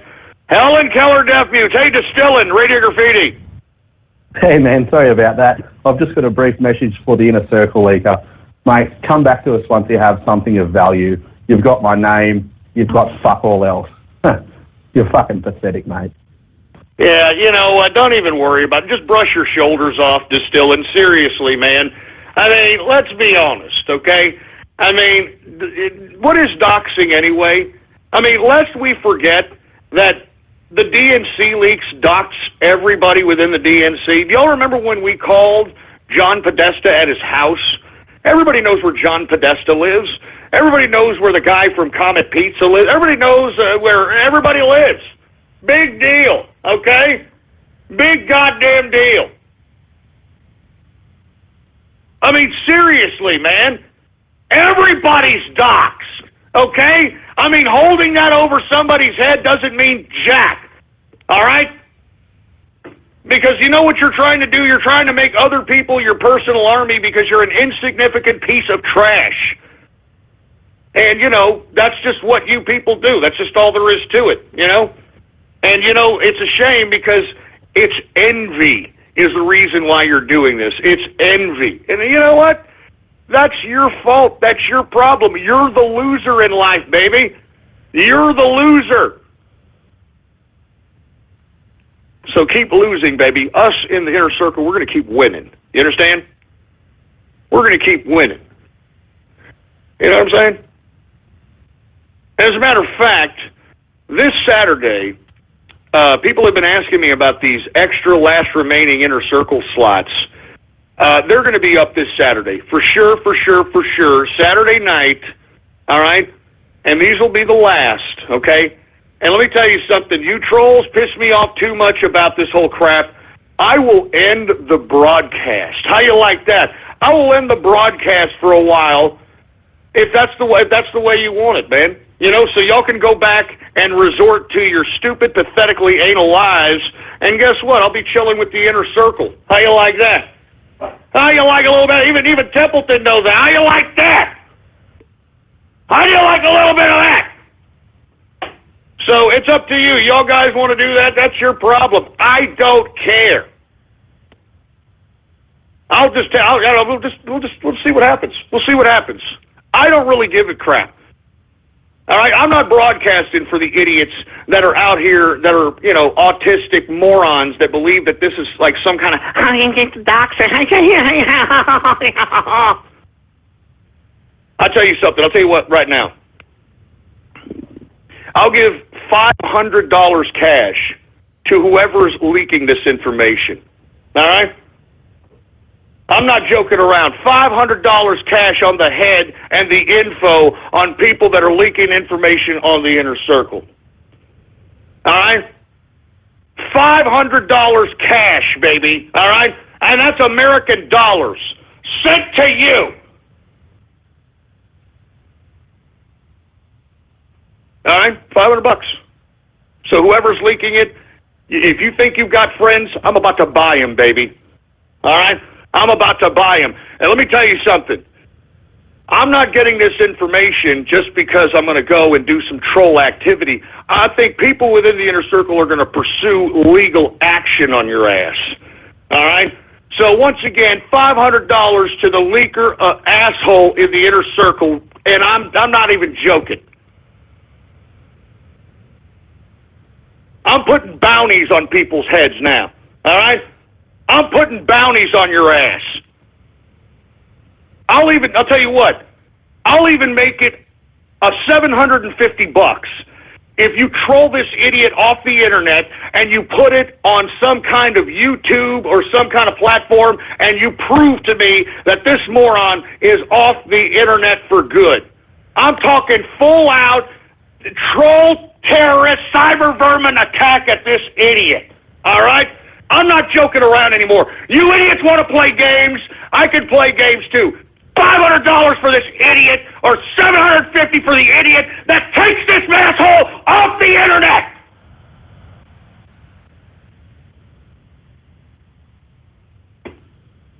So with that being said, I'm getting the hell out of here, okay? I'm getting the hell out of here. And like I said, inner circle slots will be up this Saturday night. And you better be checking on ghost.market, and then that's it, baby, all right? Then that's it. and say, I thought you said doxing didn't matter, Ghost. Listen, I want your dox so I can give it to the inner circle so they can pursue legal action on your asses. All right? And then once you start, and we got lawyers in the inner circle, you idiot. You people are about to, feel something that I don't think that you're prepared for. So I'm putting bounties on people. I'm tired of this crap. I'm going to make a freaking lesson out of you people, all right? I'm going to make a freaking lesson out of you dumbasses that think that you have no repercussions and that these internet friends of yours are going to be friends of yours for a long, indefinite amount of time. So once again, folks, I'm putting my money where my mouth is. And look, the reason I'm doing this is because now whoever's docs that this is doing this, whoever's doing this this whole doxing situation, now their dox is important because if somebody, some troll terrorist somewhere wants $750 and trolling your ass off the internet and doing some kind of troll activity to you really doesn't make one bit of difference to them. All right? I'm serious. Really doesn't make one bit of difference to them whatsoever. So right off the bat, I'm putting money where my mouth is. I'm putting bounties on these people. $500 for their info, $750 if you prove that you've trolled these idiots off the internet and embarrassed them in a public pre-recorded capacity. So that's all there is to it, baby. All right? I'm not joking around. And I know for a fact that this little inner circle leaker, they're about to get sold out. And believe me, I'm going to plaster your if I get your info, not only am I going to give it to the inner circle, I'm just going to publicly release it out of a public service. All right? All right, out of a public service. People are asking, is this legal? Well, whoever's asking if it's legal, then you must be somebody behind it, huh? I don't care if it's legal, all right? I'm paying for information. That's what I'm doing. So, you want to go with the legalese about it, you figure that crap out. You think I care? I don't. I don't care.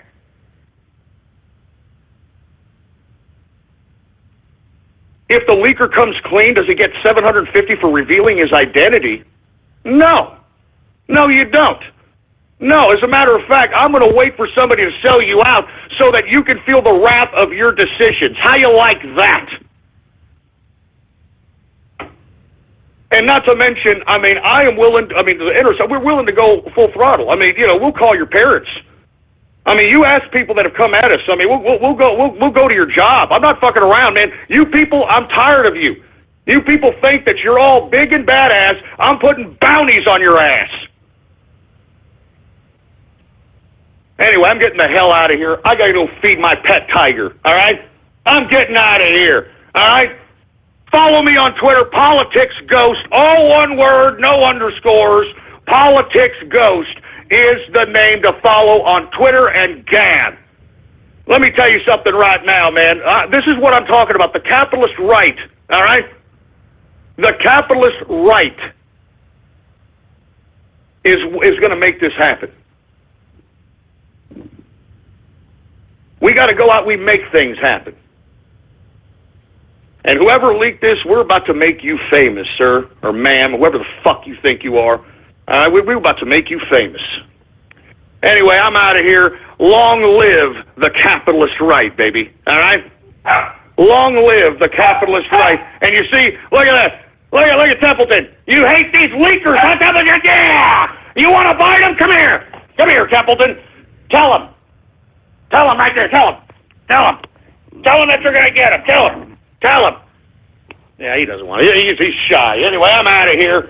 I'm going to go live lavish as a capitalist while you troll terrorists think that you're accomplishing something when in actuality you just done goofed. All right? Y'all are about to be, I'm telling you right now, whoever's leaking this, I'm going to put you on Encyclopedia Dramatica. All right? I'm not even joking around. I'm out of here! Thank you for using Blog Talk Radio. Goodbye. Somebody got called up. Ooh, getting bounded. Ooh, your ass, somebody's ass got bountied. $500 just to see who this leaker is within the inner circle, or $750 to get him off, and also humiliation on the internet. Oh boy, that is real crazy, man. That's real crazy stuff. If anyone's actually heed that, ooh, if you're the doxer and you're listening to this, you are really now in a high price, mate. You are gonna get got, no matter what, who you are. They're going to find you, and then they're going to claim that money. So, you better watch yourself. Whoever you are, you better step it now, or your ass will be cocked.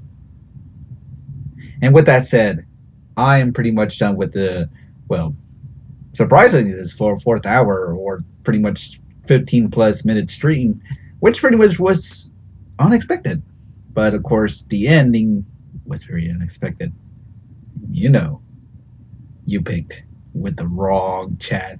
Never miss with the inner circle, mates. Never miss with the inner circle. Never miss with it. Don't mess with us. Heck, I'm within too. I can say that because, of course, I'm in it.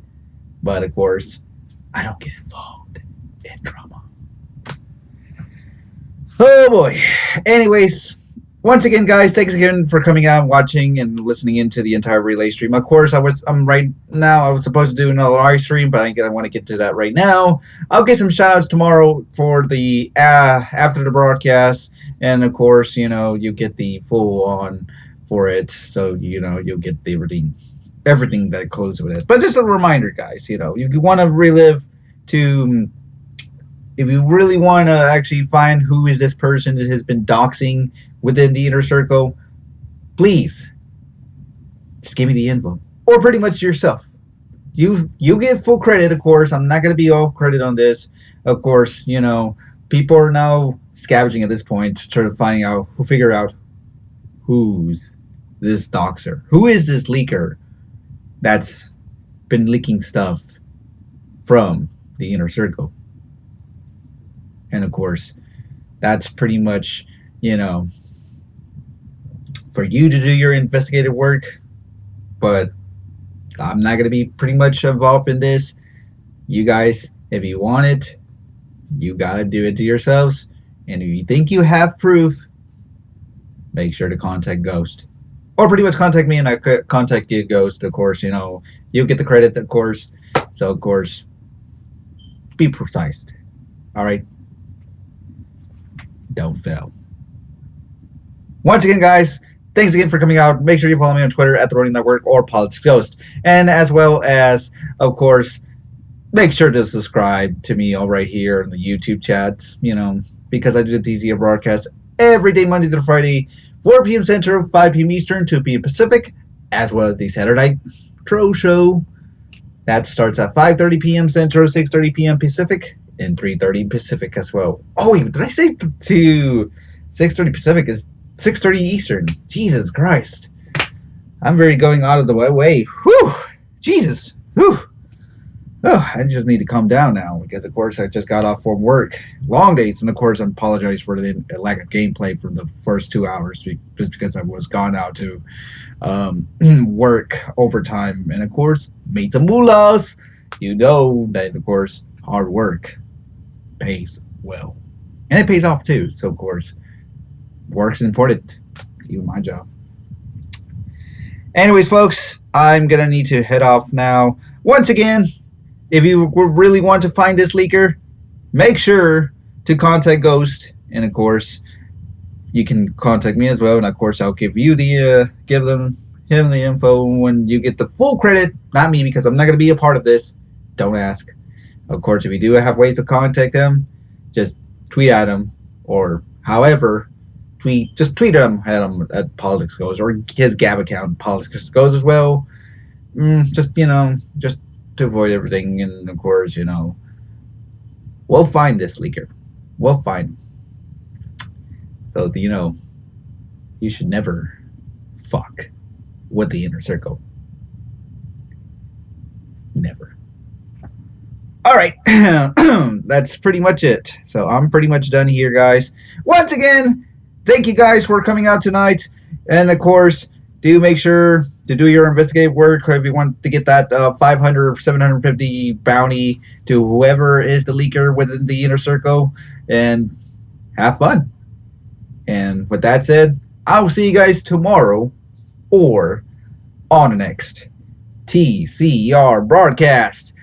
I bid everybody good night. I need to start my next live stream. People over at the the YouTube, go over to the BN Theater if you want to see the more live stream. Of course, it's Thursday, and we always shows off men in tights fighting each other. And of course, I can't say the name because copyright stuff.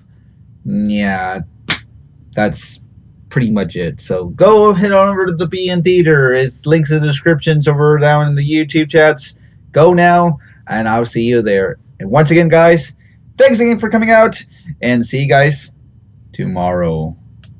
Have fun hunting. Ooh, have fun hunting. Ooh, it is time to hunt.